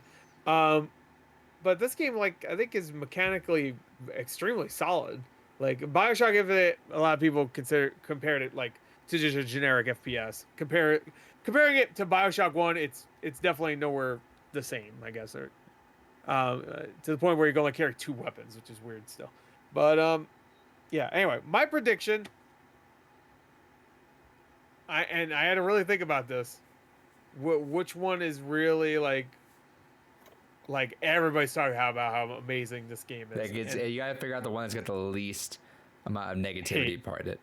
And honestly, that would probably be either Psychonauts 2 or It Takes Two. Mm-hmm. But I'm gonna go with, and this would be huge if it did happen. I'm gonna say Metroid. That'd be fun. That'd be fucking nuts. That'd be a good win. Because that game is mechanically the most solid game I think this year. Nothing about that game is even imperfect. It's like it's all solid. $6 for an 8-hour. Yeah, game looks like balls. All right. It actually looks really good on the Switch. All right, so Gore the Movie God, you have locked in. I'm gonna say Metroid Dread, but most likely that's gonna win for like action adventure, and that's it. But I want to say Metroid Dread. Even though it's probably going to be any of the other ones. David, Frank, what would you say? So I voted with my heart on all these. So I have my game of the year that I hope ends up winning it as Deathloop. Okay. Oh yeah, well, I guess we should do hopes. You don't need to write. We always do prediction. All right. My hope from what I've played of this, because I played at this point 4 of these games. Psychonauts 2 I'm a little bit in, and Deathloop. I guess Deathloop and It Takes Two I played about the same amount, so I can count those because I got a good idea of what those games are about. So the only one I haven't really played that much is Psychonauts 2. The one I'm hopeful for is It Takes Two, because I think that would be really cool. That game is just like is like when it comes to variety, it's like insane how much variety there is. You're doing something new every few minutes, like it's crazy. So that's my hope, but David, my prediction's Metroid. Do you have a hope, or is it Deathloop as well? Or you think it's going both ways? I put my heart in all these because I've barely played. So I'm just gonna remove hope from all your categories then. So yeah, it's gonna be the same all across the board. Hope. Yeah, well, no, he does have hope. He just doesn't have any faith in the corporation. Exactly, and I have barely fucking played any games from this year, so that's true too. Okay, you don't need to play any of these to predict it, though. Here's the thing. I'm dead inside. I am kind of surprised Deathloop is getting any hate behind it. It's so bizarre to me. I don't understand it. Doesn't make sense to me. I could see why from a casual perspective, but these are critics that I'm hearing are saying like, yeah, no, that should not be nominated. Like, I love Easy Allies, but they were kind of shitting on it recently. And I was just like, every one of them was just like, yeah, that should not be there. And I'm like, really? Because Ratchet & Clank, while cool, it doesn't do anything new. It's a PS2 game. Well, it's a PS2. It's the literal pinnacle of those kind of games. It's as good as you're gonna get. I don't see how a game like Ratchet & Clank can get any higher without it sacrificing or going completely off the rails. Everything else here is more impressive than Ratchet & Clank. And here's the thing, I'm not talking about graphics. Graphics, Ratchet & Clank is probably the best looking game here. It probably is because it looks amazing. But that doesn't mean it's the best game. I don't think. And really, I think Returnal should have been here because I do think Returnal visually looks more appealing to me. I like that dark. Here's the thing. With Ratchet & Clank being one of the only games I can play this year too. That is 100% a game that could have been on PS4.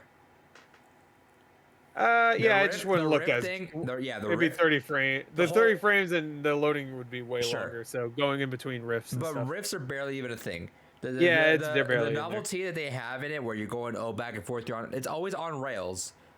Yeah. Because it's like a pre-rendered thing. Like it knows where you're gonna go loading into. Yeah, and also like there's like the side ones too you do where like it's kind of cool, but then you're like, well, it's just like another area in the map. I mean, it's cool. Like the voids. You're loading into a different area, but it's not as impressive. Like say like look at Red Dead Redemption. That entire map is rendered like as you're playing it, and if you think about it, this is just another part of the map you're on. Yeah, you know, it's like one they giant just map, rendered it differently. Yeah, it's not like you actually you didn't transfer to a different part of the world. Right. Like you didn't go. Sometimes you do, which is kind of cool. But sometimes you're just transferring to some and I'm magical. Sorry, when they were showing that off of PS5 world. first time, they were like, "Oh, you're going through worlds like crazy," but it didn't ever live up to that. Yeah, that was all on rail stuff. I mean, it's impressive, like how quick cool. they load that shit. But it's cool, but it could even just be a cutscene. You're not even doing that much. It could just probably been a cutscene. No. But it is loading it in real time, so I mean that's the impressive part. Sure, like it's not a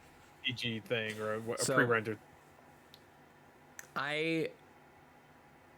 Up until about like an hour or two ago, I would totally just say I think Deathloop has it. I think it's the front runner. But then thinking about it, I'm like, if Jeff Keighley is saying there's no clear front runner, I don't know anymore. I don't know either. So it could be any of these, which is exciting. I like it. Psychonauts 2. I like my prediction like last week when we did it with Psychonauts 2, but I like at this point I'm still not sure. Here's the thing: is I'm kind of doing a weird thing here. Oh yeah. My inner gut hurts. I want to say it's Deathloop, but I'm still kind of conflicted right now. I want to say it's Deathloop. If not for the game, I feel like they want to give it to Arcane. But the League of Legends show. Yeah, there you go. Yeah. There you go. Just give it to them. Yeah, Arcane for Deathloop. Yeah, I can see them winning developer. Not every year the game studio is also the winner of the award, so I can see that. But just because mechanically, like not mechanically, just like design wise, that game is terrific. So here's the thing: is I have technically two hopes. I'm putting one hope as the winner. I'm putting the other hope as like an actual hope. So that one, the one that's not the winner, is the same as Gore's. I think I want It Takes Two to win. I think that'd be awesome. It's a very different win from what we're used to. It's a cooperative platformer, forcefully, not a optional co-option, like optional co-optional, not optional co-op game. It is you must co-op this. It's a comedy game. When's the last time like a comedy game won crazy accolades like that, you know? God of War. Yeah, there you go. Yeah, I laughed when I beat Red Dead. I laughed too. Cause I'm like, wow, it must be in bizarre world. But I would love It Takes Two to win. I'm gonna say the winner. I just have not heard any bad things about this game at all ever, and I have not heard that many things. But I think in context with it, I've not heard that much negative. So I'm gonna go Psychonauts 2.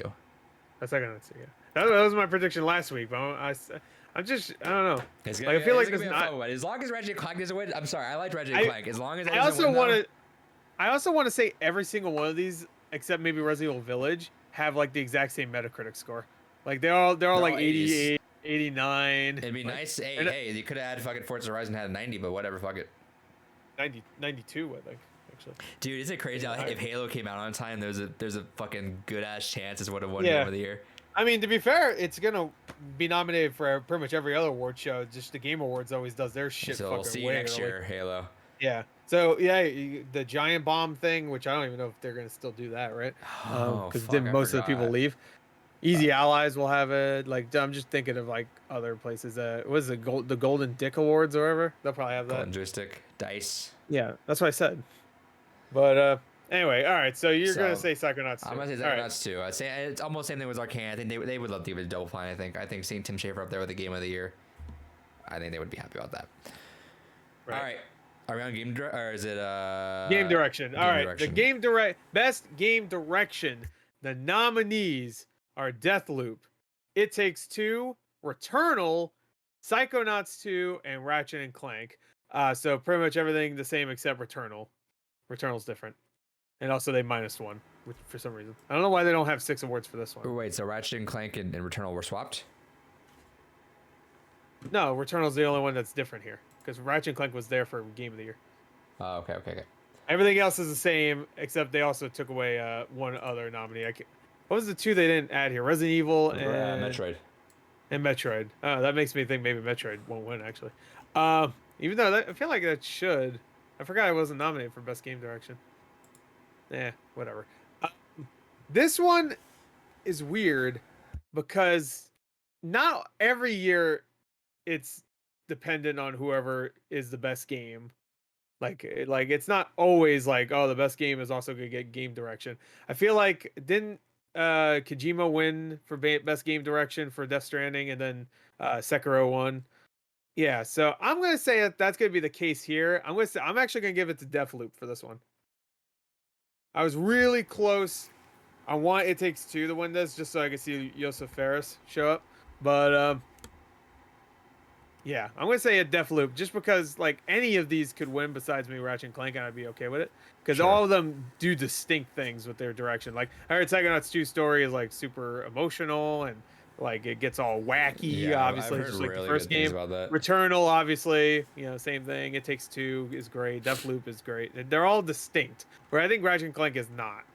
Sure. They all have, I didn't realize this, but like 3 of them have time manipulation. No, 4 of them. I think the only one that doesn't have time manipulation here is It Takes Two, or like time and like weird, like I guess Ratchet Clank isn't really time, but it has like weird manipulation shit going on there, like different worlds and stuff. I guess. Okay, with that said, Core the movie. Oh, guy. my hope is It Takes Two though. Okay. My prediction though is Deathloop. Deathloop. Deathloop. There you go. Next. Okay, give me a second to type this out now. So, David, you gotta talk about why. It's good. Fucking game. He's the only one who finished it, so. Yeah, that's just a fucking good game. Genuinely great fucking game. Like I don't know what else to say. Like I said, I mean, I'm going what I'm putting here is 99% because of well, I played this or I understand or I know this thing. That's why I'm voting for it. And Deathloop is genuinely a fucking phenomenal game. Like there's a reason why it's in 9 fucking categories. It is a fantastic fucking experience that I truly feel is one of the more creative games to have been released in a long fucking time. Right. Yep. So there you go. That was best game direction. Next. Hold on. I'm still trying to figure this out. Yeah, viewers, I know. Wait, figure what out? Yeah. I don't know how my dick works. I don't know how words work. I don't know how my penis works. How do I penis? Do I pinch this? What? I'm gonna go Deathloop as well. You know what? You're a fucking. You just said. I'm gonna say my hope is what should have been nominated for Game of the Year, which was Returnal. I think over Ratchet and Clank, honestly. Yeah, I think that too. Even though I finished Ratchet and Clank and I did not finish Returnal. I love Returnal. I still want to get back and play more of it, and it felt good because I took like about a month or so off when I first played it, and then got back in, and you could just get right back into the game. It's not a huge like relearning curve, so I have no doubt that I'll go back and play a game even more. So, and then my hope, that's my hope with Returnal. But I think Deathloop. I was gonna put Psychonauts 2 in there, but I feel like you have to give Deathloop some love up there because it did get a lot of 10 out of 10s and all that stuff too. Right. All right, so we're on Best Narrative, right? Best Narrative. The nominees for this are Deathloop, It Takes Two, Life is Strange: True Colors, Marvel's Guardians of the Galaxy, and then Psychonauts 2. My prediction, this is my prediction, not my hope. My prediction is Psychonauts 2 will win this. That's my prediction. But my hope is Guardians of the Galaxy. I think Psychonauts 2 just has like the full package where like you could say like Guardians, like the gameplay is not the best maybe. Life is Strange: True Colors gets a little monotonous from what I've heard. It Takes Two gets a little bit too gameplay over story. And Deathloop, there's a lot of, I guess, repetition. If you're bad at it, I guess you'll probably hear a lot of the same shit over and over again. Like me. But I only got about 10 hours in. But I'm gonna say Psychonauts 2 is what will win.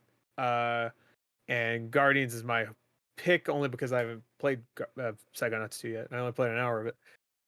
So, And so far, I would say the first hour, I like the first hour of Guardians more when it comes to story. So, but yeah, I think Psychonauts 2, if it doesn't win Game of the Year, this will be its one big award. This and action, maybe action adventure. I could see it. Maybe I don't know. If Metroid doesn't win that. So. Sure, David. Deathloop. Deathloop. Just record really yourself saying that and just push the button whenever we ask you. Deathloop. Yeah, it'd be like the fucking. I mean, you're gonna be hearing it more, so. All right. It'd be like the that was easy button. That was easy. This is a hard category. I feel like. Yeah, it's pretty hard. The only one I don't think has a chance this year is Life is Strange. Which is unfortunate because I heard that story is really good. Yeah, I've heard it's. Yeah, it probably will win. Watch, but it's. I don't know. I've heard it's good, but it also gets really corny, like super fucking melodramatic and corny. But other than that, which the original Life is Strange got fucking super over melodramatic and corny. Sure. So, man, because Deathloop, I feel like the biggest thing it has going for it, it's almost like Hades, right? It's like its narrative just really the way it tells the story. It tells you, everything and all that. I think Hades does it different. It's a little bit better from what I've played of Deathloop, because Hades really does tell you the story through failing a lot. Also, where Deathloop, you get a little piece of dialogue, but when you fail, you just kind of go back. At least from what I've played. Yeah, that's fine. You really get the story from completing it. Like, so. I could be wrong there because he's finished it, but Psychonauts 2 is really looking at me right now, but I'm gonna go off the green here. Is the one I'm gonna put. I brought my hope up into it. I'm gonna put it as my prediction as well. I'm gonna put Guardians in there. I think it's. I'm hoping that it's very fresh. It's fresh out the oven for these guys that were voting, and that's when the goodwill was coming out. So. I'm gonna put Guardians in. I'm gonna hope that'd be a really fun win for that, and I think that's a good win too. Next category. Hell yeah. Next category is art direction, best art direction, and the nominees for this are The Artful Escape, Deathloop, which I have a feeling I know what David's gonna say. Kena, Bridge of Spirits, Psychonauts 2, and Ratchet and Clank Shit Apart or whatever. So those are the nominees. My prediction, my hope is Kena Bridge of Spirits. I love the way that looked, but I think they might actually go for something a little bit more stylized. I could see them going with Psychonauts 2. I totally could. But I'm going to put The Artful Escape, because it's a very, very good fucking looking game, and it has a lot of style. Is your prediction? A lot of trippy. Yeah, that's my prediction. Because it's a very trippy, psychedelic game, and when it comes to its art style, I think it has the most distinct one. Second would be Psychonauts 2, and then Kena, I think, because Kena just kind of looks like a Pixar game. So, where Psychonauts 2 is like very stylized. What's your hope? Too. My hope is Kena, because I love that Pixar shit. So, I would not be surprised if Psychonauts 2 takes this also, though. That's my second choice. David, do I need to ask you, or are we moving on from here? No, actually, I have Kena as winning this one. All right, there you go. I love Deathloop, but I don't feel that its artistic style is like what really makes it stand out. Looking at just kind of stills from a lot of these games and some kind of trailer video footage, Kena still looks like one of the most gorgeous entries from this list. So I have to go with Kena for this one. And they did 45 minutes of legit, like pre-rendered, like Pixar quality animation just for the game, and the gameplay itself the in-game graphics look almost as good. Like, they did a great job. So, and that's our first time studio. They made shorts before that. They didn't even make video games. So, my prediction is Kena. All right.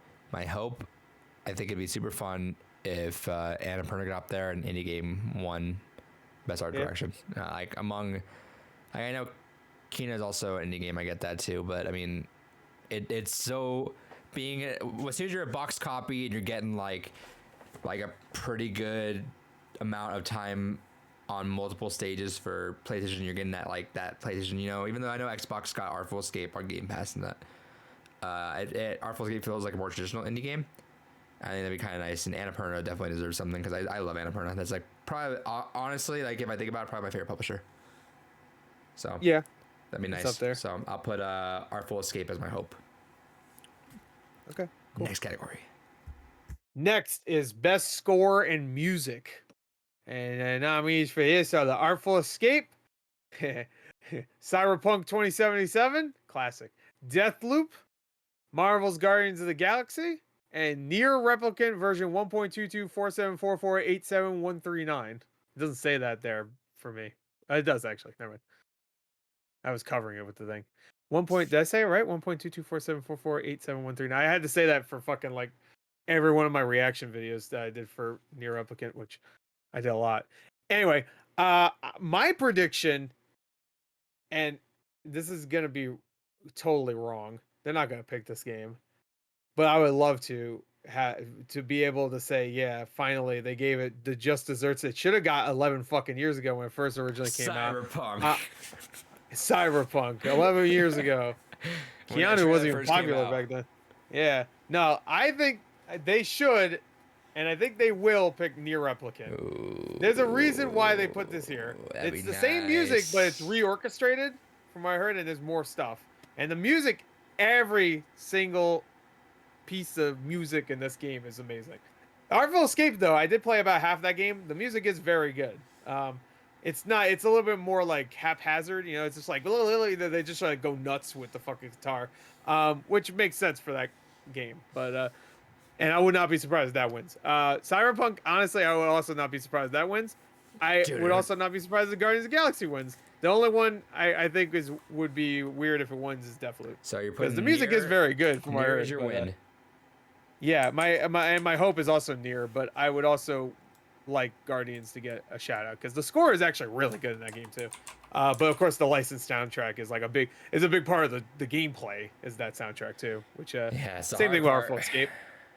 The same thing with Artful Escape. Same thing with Cyberpunk also from what I played. So Cyberpunk's music is really good. It is. Yeah. I mean, Nier is on this list. Is there anything more to say? Nier. The only thing I'm worried is that they might be like, yeah, we nominated it, but it's an old game. But they never nominated it when it first came out, which is bullshit. It should have won. And I'm pretty sure Nier fucking Automata won. So, yeah, if it didn't, fuck, what? It better have won. I'm pretty sure it did. I think that was like the only thing it won that year. It fucking better have. So it fucking better, either way. Yeah. But, yeah, so Nier Replicant's score, like, is amazing. So I still need to finish this version of it. I'm tied on 2, and this is again not coming from someone who played Artful Escape, so I'm sure I'd be tied on 3 otherwise. The 2 I'm looking at are obviously Guardians and Nier. Right. Guardians, the music is quintessential in that game. Like everything, literally. The first thing you do in that game is you're reading a lyric book with some rock going on. The first thing they're bonding about is Black Sabbath and Star-Lord. It's all music. I mean, you got the huddle. Yeah, and the Star-Lord one is just a completely new song. Yeah, they made up for it. So there is new music too, besides just the score. But again, best score music is for outstanding music inclusive of score, original song, and or licensed and licensed. Yeah. So that plays a big role in it. But I feel like the voters are gonna still pick something that's more original. I want to say. Like they'll probably even have conversations. They'll even have conversations. I have a feeling. For me personally, I don't think a licensed soundtrack should fucking count. I think it should count. I think it should count as long as it's incorporated well. Yeah, it's incorporated. It's incorporated very well in Guardians. Guardians, I mean that you're rocking like you got like like when you watch the movie, you're rocking like that kind of music when all the Guardians doing all their cool badass moves. You're kind of rocking with it. Like it flows really well in it. Like they just pick all these random songs. Like, oh, these would be funny because this kind of sounded that time. Like it all fits really well. Like whoever picked a really solid soundtrack for that whole game. I will say sometimes the song doesn't match the action whenever you're doing a huddle though. Because I had one where I forgot what the song. It was oh shit, what was it? It was like a very slow song, and there was so many fucking guys trying to kill me. I'm like, this does not fit right now. I had like 2 of those. Well, you'll see them later, but there's 2 giant robot things. You in the middle of it? I'm sure you can, but I didn't. I was getting my ass fucking destroyed. It wasn't bothering me that much. All right, so next, or you're picked? Oh boy, you know what?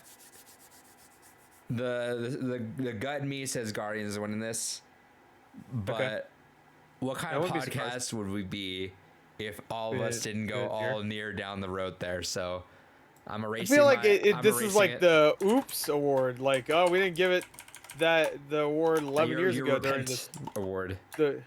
Yeah, exactly. Near repentance.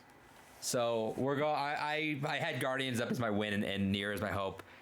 Fuck it, let's go all in. Let's hope. Like let's put our gut with our hope, dude. And yeah, well, that's a Near category for us. So let's do it. Hell yeah.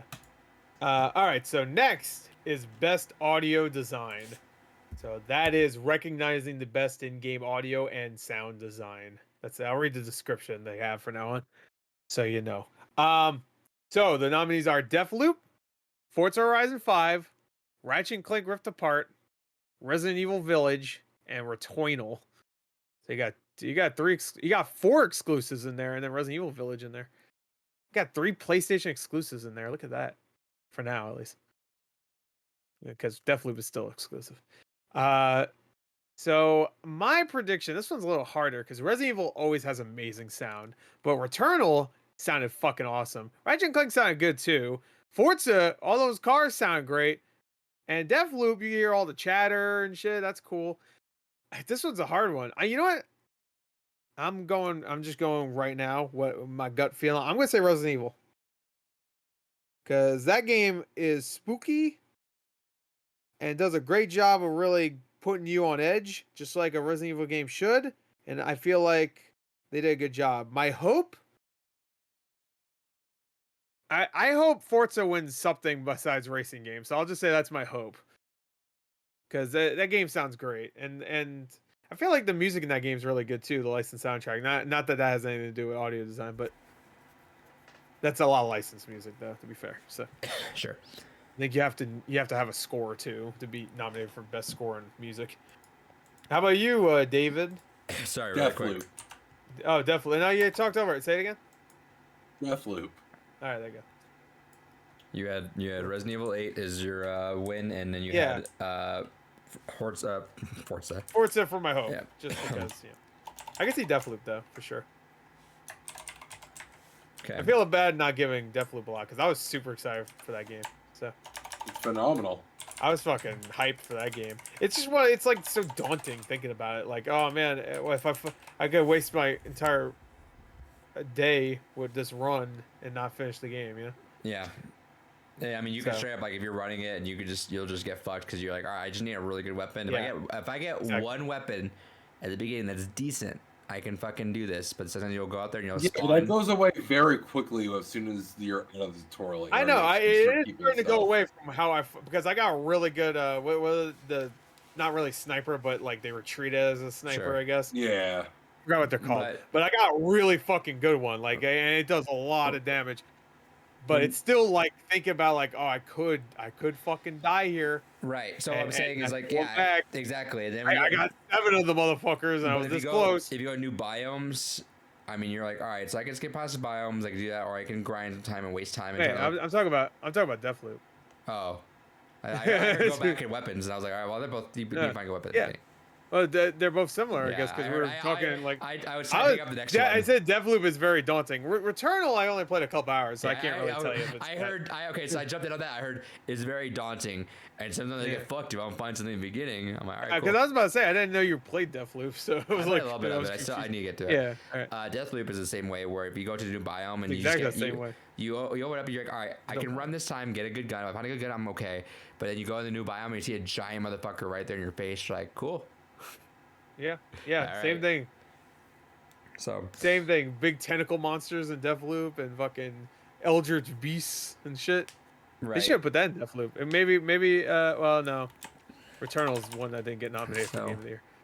Here's what I'm gonna say. Doesn't need any more help. I want Returnal to win this. I think it deserves to win this. I think audio design there is incredible. I think the world it builds is incredible. My hope is Forza Horizon 5. I think Forza Horizon 5 is next to Death's Door and Wildermyth is the biggest snub. I think definitely the biggest snub of like the mainstream stuff. and it deserves more than any of this stuff. So I'm gonna say my hope is that because I wanted to have more wins than just racing.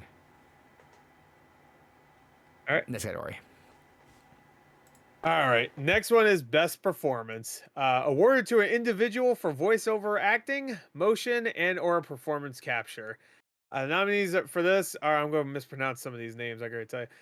Erica Mori as Alex Chen, Life is Strange. Giancarlo Esposito as Anton Castillo, Far Cry 6. Jason Kelly as Colt in Deathloop. Maggie Robertson as Meme Lady from Resident Evil Village, Lady Dimitrescu. And all right, this one I'm gonna tell you right here. The lady that voices Juliana Blake from Deathloop. I'm not even gonna try to pronounce her name because I'm gonna fuck it all up. No, I was about to try. No, I ain't gonna do it. So 2 Deathloops in here, and then the other 3. So all right, this is my thing. I've played a little bit of Far Cry 6. Giancarlo Esposito is always going to be amazing, and it's not even fair for him to be here because he's a thespian actor, and everybody else is like, I do voice acting, you know. So it's not exactly fair because he fucking owns that role for the little bit I've seen him in. I love Jason Kelly as Colt. I think his performance is so good, but I have to go with. I feel like people like Life is Strange enough where the main role, especially if it gets emotional, and that game's all about the emotions, will really tug at the heartstrings of the critics, and they'll be like, that performance was moving. And also in the world we live in now, I feel like a role like that probably means more to critics nowadays than just I'm cold and I'm angry, you know. So. And he's amazing, but I have a feeling I'm going to say Erica Mori. I really do think that's probably going to be the winner. And I'm sure she's really good, but I haven't heard a lot about this game, honestly. I've heard a lot more about Jason Kelly is your hope? Yeah. And honestly, I wouldn't even be surprised if the lady that voices Lady Dimitrescu wins. Even though it'd be really weird because she's not in the game a lot. So that's fair. David? She's great, though. I initially was thinking Colt's voice actor as well because I love his performance. Yeah. But no, I gotta give it to Juliana Blake. Got her voice actress, absolutely phenomenal. Why don't you say the voice actress's name just real quick? I will give it a try. Ozuyama Agaka. Yeah, no. The last one. No, fucka. It's definitely all right. Akaga? It sounds like a name I can't pronounce. Aka. Anyway, you know what? I was right. Okay. But yeah, no, her performance is absolutely phenomenal, especially with the range of just emotions that she has to go through. I mean, Colt pretty much just gets 2 emotions, and sometimes 3 throughout the game, and they're done really well. But she goes through just such a fucking absolute cavalcade of just emotion and brutality, and such a wonderful performance. And again, the strongest part of that game is definitely its dialogue, and she steals the show in a lot of ways because of that. Right. Okay. All right, so there you go. How about you? I can't say anything about that with Juliana. I haven't really seen too much of her, but like the few minutes I played of Deathloop, I fucking love the voice actor. I say it all the time. I'm like, dude, that voice actor is fucking good. Like, I know that I'm biased because I mean that's all you hear at the beginning. So I'm sure like later on I'm gonna appreciate Okiyama or Okiyama. But for now, I'm going to Jason Kelly. Both is my prediction and my hope because I think he has that smooth voice and I fucking love it. I hope he wins because I looked up his IMDb and I saw something. I was like, oh, I hope he wins now. Don't look it up because it's a spoiler, and I was really upset. It's a spoiler for another game. For another game, I'm like, wait, what? I was like, you haven't played? That well, David's played, but you haven't played. Okay. Yeah. When you play this game, I'll bring it back up. Okay. Like when you're done with this game, I'll be like, hey, guess what? Is it a game that I'm like working on right now, or gonna get to probably soon? You'll get to it one day. Okay. All right. it's a cool little fact I found. Hell I was like, yeah. oh, I hope he definitely wins now. I hope he does, and I can see them definitely pick him. But all right, so that's Kong Steelbook for $21.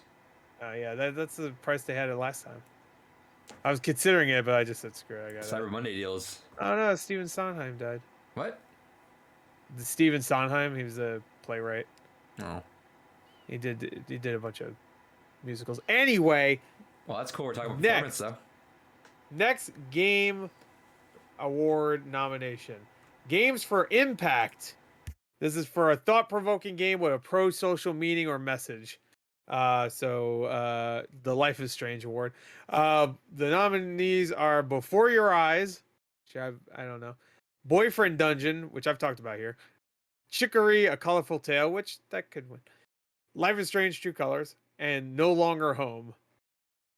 So of those 5, honestly, I don't fucking know. Honestly, I want to say obviously Life is Strange, but thinking about it, I could see the other ones I've never heard of winning because I don't know what they are. So, Chicory, I thought it was just I thought Chicory was just kind of a fun little game. I didn't know it had like a deeper meaning to it. I mean, it's about just it's a character is trying to like fill in your own shoes and like creating color on the world. You can build like that. I'm surprised like Kina didn't get in here because that's about like really helping everyone deal with grief in their own way and stuff. Like, I mean, it's still an adventure and fun little action game, but so is Boyfriend Dungeon. I feel like Boyfriend Dungeon is a little too shallow to be here, honestly, because the characters are kind of lame. I'm just gonna say Life is Strange. I think that's obvious. I'm just gonna say that. And my hope is, well, I didn't play anything else, so I'm just gonna leave that blank, I guess. I didn't play any of these games, and 2 of them I've never heard of: No Longer Home or Before Your Eyes. That's that for me. Well, how about you, David? Yeah. Deathloop? No. I have Boyfriend Dungeon here. I feel like that's gonna be a weird upset that'll happen in this one. I wouldn't be surprised because of like if you play that game, like it's very it's like they put everything in it, everything. People are not gonna be upset about that game. Except actually thinking about it, they did have that one controversy about like not giving you a warning about like there's like a stalker in it. Yeah. There's a stalker character that stalks you, obviously. They didn't really give you a warning for that, just in case you get triggered by that. But besides that, like it's very much like you pick your own path. Yeah, you want to marry the flame sword guy. You want to date the dagger lady. It's all up to you. That's the dagger lady, by the way. So if you look at the website, that's the dagger lady they use. That's the one I romance. I'm gonna say Life is Strange. I think it's just kind of a clear front runner. Everyone's played it. That's gonna be the caveat, is that they all got nominated. I think Chicory did Life really is Strange is the one that all reviewers played. I almost want to say Chicory had like a lot of like critic reviews and stuff of well-spoken stuff, but Boyfriend Dungeon, like I think it has like a 65 on Metacritic. Like I don't quite understand why it's there. Besides its impactfulness, I guess. But there's a lot of other games that are better that have the same kind of impact. Is what I'm saying. The only other game I played Chicory, I played Before Your Eyes. That's a game that you played it? That's the one where you have to have a webcam looking at you, and whenever you blink, it skips part of the story. Oh, that game. Yeah, I can see that winning then, just because it's unique, also. Yeah, so it's like it's a growing up tale. Like you see like you're like first person, like you see the baby crawling, and then you blink, and then all of a sudden, like, oh, you're an adolescent now. So right. It's got that message. Why don't I just go rapid fire and fucking speedrun it? Yeah. Ooh. The end. Oh, that'd be fun to watch just someone go fucking nuts in front of a camera. A speedrunner. Yeah. So this guy having a weird stroke? No, he's speed running. What is it called again? I already got off Before of it. Your Eyes. Before Your Eyes. I'm already on the next award. I think that'd be fun, so I would put Before Your Eyes in there. All right. Next award. This one, we can rapid fire some of these. Best ongoing game. The nominees for this are Apex Legends, Final Fantasy 14 Online, Fortnite, Genshin Impact, and Call of Duty Warzone. I'm just gonna pick Final Fantasy 14 because they've been really knocking it out of the park. And the day I think after, no, the day before this award show is a new expansion that came out, and this shit's been going on way longer than any of these other games. So that your hope as well. I feel like that's I don't really give a shit about hope for this one. You know what? Apex. I don't think Apex is one, and I do want to play Apex. So my hope is Call of Duty not winning. There you go. That's my hope. There's my hope. I'll change it up a little bit. All right, David. Deathloop's not here, so there's anime. You going Genshin? Final Fantasy 14. All right, I forgot. Yeah, that's anime too, technically. There you go. In the vaguest of ways. Genshin Impact, actually, besides the gotcha element to it, I guess, is a pretty good game. I've heard it's gotten better too. So. It was fine. I put like 10 hours into it and thought it was fine. I probably played like maybe 3 or 4. I didn't get that far, but like I like it's Breath of the Wild with anime girls. Yeah, if that's what you like, you'll like it. It's free too, as long as you don't want to do the gotcha shit. I'm gonna throw in and also put in Final Fantasy 14. I feel like I've never heard anything negative about that game. I could see Apex because they've been doing very well too, but also like Final Fantasy 14, like they've been around for when did they rebuild that game? Back in like 2014? Yeah, somewhere around there. And they've been cranking out content, and like the stories are all amazing from what I've heard, and like I don't know. Yeah, it's fantastic. It's one of the few MMOs I actually pay attention to the story for. How much does it cost a month again? It's like $13 a month. Jesus Christ. Well, you can play up to what level, right, for free? You can play up to the first expansion, completely free. Okay. So you get the entire main game and the entire first expansion content completely for free. Yeah, that's like 5,000 hours. But then after that, if you want to play the next expansion, do you have to buy the expansion and start playing monthly? Yes. Yeah. I get you. Which kind of sucks. But I have the complete collection, so I only and that's like $14. I mean, to get it physical if you wanted. There's a complete collection. Does it give you a couple months of? No. I think you get a free trial, don't you? Though I think you get like a month free trial or something. You get a month free trial, but it doesn't work if you've already signed up for like the regular thing. It's weird how they get you that way. Yeah, that sucks. Okay. Well, I mean, maybe one day. I mean, maybe one day. One day, maybe they'll lower the price at the Game Awards when it wins. We'll see. All right, moving on. All right, next is Best Indie Game. All right, I'll read this one. For outstanding creative and technical achievement in a game made outside the traditional publisher system. Nominees for this are 12 Minutes, Death's Door, Inscription, Kena Bridge of Spirits, and Loop Hero. Now, this one is actually really hard because I could see any of these besides 12 Minutes, honestly.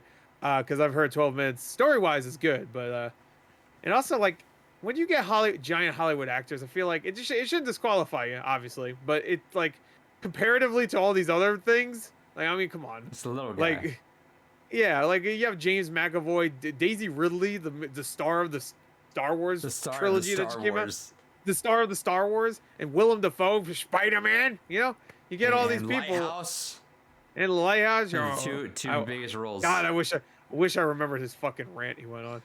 Get the fuck out of the foamy sea of Poseidon or whatever. You know what I would love is you know the shirts that have the entire script of B movie? Like script. Yeah. I want just that speech on your shirt. That speech. Yeah, and actually you could probably make it big enough size where you can actually read it because it's not that long of a speech. He just draws that shit out because he goes bug-eyed, and then you know what? I want that whole speech written, and then just Robert Pattinson's face at the bottom where he's reacting. He's like God, all right, you win, dude. If anyone that hasn't watched movie podcast, we can talk about that. All right, you win. Your cookie's good. I went into that movie half asleep. I had a really long work day, and I was like, I gotta go watch it in time for the movie podcast. So I was like, you know, when you're like half asleep, you keep falling asleep, but you wake up within a couple seconds, but it feels like you've been asleep for a while, and you just keep doing that over and over again, and you're like, well, I'm wide awake, but for whatever reason, even though you feel wide awake, 5 seconds later, you're already drifting away. Right. That was probably the best thing I could have ever done with that movie, because I was like fading in and out, and it was just me getting just delirious. I swear, I slipped away for, I swear it was like 2 or 3 seconds. All of a sudden, I see a fucking tentacle, and I'm like, what the fuck is happening? I can't tell what's in my brain, what am I imagining, and what am I watching? That's perfect. They can't either. It was fantastic. Masterful. So you said, I didn't say anything yet. Yeah. My prediction is it's hard, but I'm gonna say Death's Door, but I could see Kina getting in there like real sneaky like, but I'm gonna say Death's Door. My hope is Kina because I love that game. David. But I'm pretty sure Death's Door. Kina. Okay. Kino. Okay, so this is a hard category for me to want to predict because I thought Death's Door would be the indie darling of this, and I was hoping that like I can give that one's gonna run away with some like bigger accolades. Even like a nomination been cool for that. So I'm like, all right, I don't feel bad giving it to like Kina or whoever got the short end of it, which would have been Kina. Death's Door got fucking rocked off. It got 2 nominations. Not enough. Right? For everything I heard about that game, and everyone was talking about that game, I swear I heard so much people talk about game of the year. Hey, I've heard way more good things about Wildermyth and didn't get fucking single goddamn nomination. So yeah, I need to buy that. I'll probably just buy it in a second. So I'm going Death's Door's win. I think I'm still kind of upset that it didn't get more. I want Death's Door as a hope as well, but this would totally be a Kina thing for me because I think that team deserves it. It's such a gorgeous looking game. That team really deserves it, but I just feel like Death's Door just kind of got snubbed on a lot of things that it should have had. So that's my logic behind that. So Death's Door on both win and hope. I think Death's Door will win that. I don't think indie games always get the most, like whatever wins doesn't get like a ton of other nominations. Not every time, I don't think. So, but I mean, a lot of times they do, like Hades, of course, and I think Celeste. But I don't know. I would say like it's 100% the case all the time. Sure. But I could see Kina winning. Those are my 2. Like I don't think anything else really has a chance, but it was really hard to pick between Kina and I get maybe Inscription because I also got nominated for strategy game, so it got another nomination. It did. I've heard fucking nothing but amazing things about that game. I did too, but I think it's gonna quite run up there. All right, shut up. Next, best mobile game. I'm gonna read these quick and just give me an answer. I want to hear it. Fantasian, Genshin Impact. All right, he took his shit off. League of Legends Wild Rift, Marvel Future. Hold on, my thing's covering it. Revolution. And Pokemon Unite. My prediction, I just put League of Legends because it's really popular right now. And I don't give a fuck about any of these other games. I did hear Fantasian or wherever. I've heard it's good, but I'm going to say League of Legends. I heard Wild Rift is pretty good, so I'll just say that. And I'll say like Arcane vibes. You know, people are talking about it. I'm just going to say that. So, David. How about you, David? I have Fantasian. I don't really care. Yeah. It's mobile, so... I've heard it's good, so I could see that winning. I think they just put up part 2, I think, because it's like separated into parts. Yeah. I almost want to say part 1 came out last year, though, so I don't know. The only game I heard about like actually going around was Pokemon Unite. I don't know, people didn't really care about it, so I'm just gonna say League of Legends. Yeah. I could see a League of Legends. I could see Genshin Impact, honestly. Like it could be like this could be one of those awards like, whatever. Fuck. The who gives a shit award. And they're just gonna rapidly get through these before the show starts anyway. So I'm not spending more time. Let's go to the next award. Next one is Best Community Support. Okay. Nominees for this are Apex Legends, Destiny 2, Final Fantasy 14, Fortnite, and No Man's Sky. Now I don't want to spend too much time with this one either because I don't. No, I didn't even put my nominations out. Let's get them out. Just say one real quick. I mean, what the fuck? You might as well. So I'm saying Okay, I'll say I'll say Apex Legends for this one. I'm assuming David's going with 14, yeah. Yep. Yeah, I was thinking that, but I don't think the winner of the other award always wins this one. So I almost want to say that's the case. So I'm just gonna say Apex. Maybe Apex. It's probably gonna be the other way around. Watch, this is gonna be Final Fantasy 14. The other ones will be Apex. But has No Man's Sky won a single award of these? Yeah, won best ongoing game last year. Remember, he went up, but like he didn't go up, but he was on the big screen. He's like, we won. And it could win this year too. I don't quite understand community support. I mean, they have a description here. Community support, transparency, responsiveness. I know, but like, how am I supposed to guess this? Because I don't give a shit. And how are you supposed to know exactly how good the community support is? like exactly to a T. How's the community in FF14, David? I'm sure they're cool, right? Usually it's very, very relaxed. It's honestly the people that try hard. What about what? Do they post like all their patches and everyone's talking on the social media and the Oh yeah, so they share that everywhere. And okay, I'll just do that then. Talks about that a lot. All right, moving on. All right, next award presented by Chevy. That's what it says. Is innovation in accessibility. Nominees for this were Far Cry 6, Forza Horizon 5, Guardians of the Galaxy, Ratchet & Clank Rift Apart, and The Veil: Shadow of the Crown. Which I don't know what the fuck that is, but I almost nailed this one when we did our predictions for the nominees. Because I think I got all these except for The Veil, because I don't know what the fuck that is. My prediction for this is I'm gonna say Forza. Because you can play that however you like, and you can make it so the cars are cool. I don't know what I'm saying. I'm going Forza as well. Yeah, David. Right. How about you? I vote Forza. Let's go. There you go. Clean. I can't write. All right. Next is best VR/AR game. I think there's only wait. Is there even an AR game? No, there's not. It's just VR games this year. Not a single AR game. It's like racing was almost a racing category, but they said, all right, fuck it, just throw FIFA. What game got in? Yeah, FIFA. There you go. Well, we'll get to it in a minute, I think. I'm sure that's probably next. So nominees for this are Hitman 3, no. I Expect You to Die 2, no. Lone Echo 2, no. Sniper Elite VR, no. Resident Evil 4. Yeah, that's going. Come on now. Yeah, I had RE4.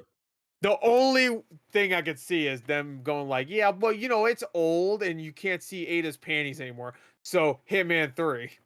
Actually, you can see Ada's panties. You can't do anything else. They took the ballistics line out. Come on, man. No fun allowed anymore. All right, so I'm assuming everybody's going to say Resident Evil 4. Yeah. All right, next. Because we're only halfway through these. So we got to get through. Well, the esports one's going to be quick. All right, next is best action. The news we have afterwards is non-existent pretty much. Oh, well, we're still doing that? Yeah, but they're short, so it doesn't matter. Best action game. Nominees for this are Back for Blood. Actually, you know what? I want to read this description real quick. For the best game in the action genre focused primarily on combat. So that's their description of action games. So it has to be focused entirely pretty much on combat, which is not true for fucking one of these nominations. So I'm still fucking confused. All right. Back for Blood. Yes, I agree. Chivalry 2. Totally understand. Deathloop? No. 100% no. There's a lot of surveying. There's a lot of fucking like listening to things, scrounging around, collecting. I don't agree with that from what I played. Far Cry 6? Sure. Returnal? Yeah, sure. Would you agree? Would you consider Deathloop just a straight up action game? Or would you consider action adventure? Action, no. But I think that technically it should have been an action adventure. I would definitely say that. But I mean, firefights, especially later on, once you are kitted out and you got your different kind of fuck, I can't remember the exact name of the thing now, but the imbuement system, and you get all the different abilities. Right. You have some straight up fun ass fucking firefights and creative ways of dealing with people. So no surprise I have Deathloop in action, but yeah, it should have been an action adventure, honestly. I know exactly why they put it in here, because it would not have won an action adventure, and that's why I'm saying it's winning this award. That's my prediction. They want it to win something, and that's another reason why I don't think it's going to win Game of the Year, because they want to give it something, and they might give it best game direction. I can see that, but I think this is the lock for this award, because Returnal is the only other one I could see. Like, I would love if Chivalry 2 wins, because that game is nothing but pure adrenaline fucking action. Back for Blood I don't see. Far Cry 6 I definitely don't see. Deathloop is the lock, I think, for this award. So, so what's your hope? My hope? I guess Chivalry 2. Yeah, that'd be fucking awesome. But, I hope Deathloop wins too. So, but Chivalry 2 would be funny, because like that game's fucking chaotic and fun. I have Deathloop as my win and Returnal as my hope. Yeah, I was thinking of Returnal, but even Returnal, I feel like here's the thing. Returnal, I want to win more than Deathloop, even though Deathloop is a more deserving game just in general, because Returnal is an action game. Returnal is like so much shit just going on every second you're going there. Yeah, there's just some exploration doing that, but like there's just shit going off. So okay, all right. So next award, of course, next is best action adventure. Obviously, their description for action adventure game, I guess I could see. For the best action adventure game combining combat with I can never say that word, and puzzle solving. So I get, yeah, I mean, I see that with all these games. Guardians of the Galaxy is very limited puzzles. Like you barely consider them puzzles, but they are puzzles. So nominees are Guardians of the Galaxy, Metroid Dread, Psychonauts 2, Ratchet and Clank, even though that, I don't know. There's some platforming, sure. And Resident Evil Village. There's obviously puzzle solving in that. Barely, but there's some. That was the one thing I had a problem with Village. Is like, yeah, it's puzzles. Yeah, they're fucking the easiest fucking puzzles in the entire series, or at least from what I remember. My prediction for this one, I'm gonna say this is Psychonauts 2. What a possibility of Ratchet and Clank getting this and Psychonauts 2 winning Game of the Year. That's a possibility. Like they'll give Ratchet and Clank the action adventure, but they say nah, Psychonauts 2 is better as a game altogether because it has that good story and the voice acting and stuff. Not that Ratchet and Clank's voice acting is bad, but I'm gonna say Psychonauts 2.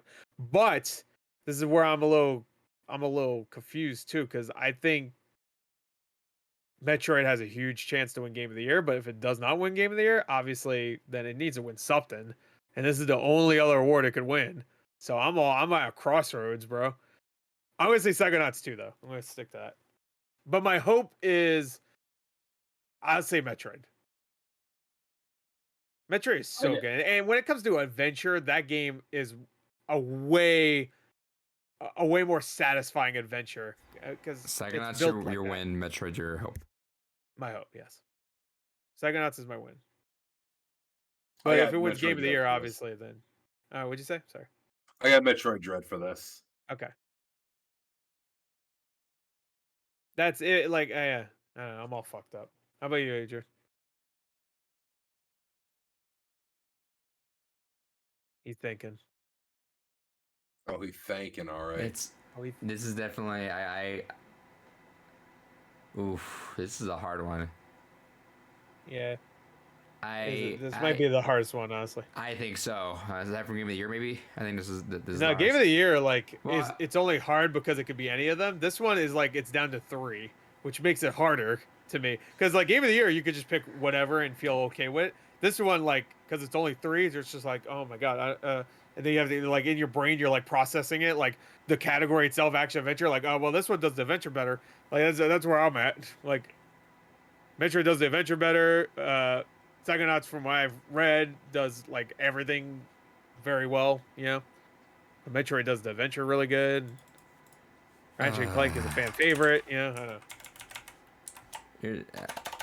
I mean, Sony already paid for the award, so Ratchet and Clank's gonna win, but still. True. I put Metroid in as my win. I'm gonna say my hope is Guardians. I know it's not gonna win. I think it encapsulates with more of an action adventure if it is like genuinely just Guardians does, but it's not gonna win. But I would love for that one. All right. So next award is best role playing game. Nominations for this are Cyberpunk 2077, Monster Hunter Rise, Scarlet Nexus, Shin Megami Tensei 5, and Tales of Arise.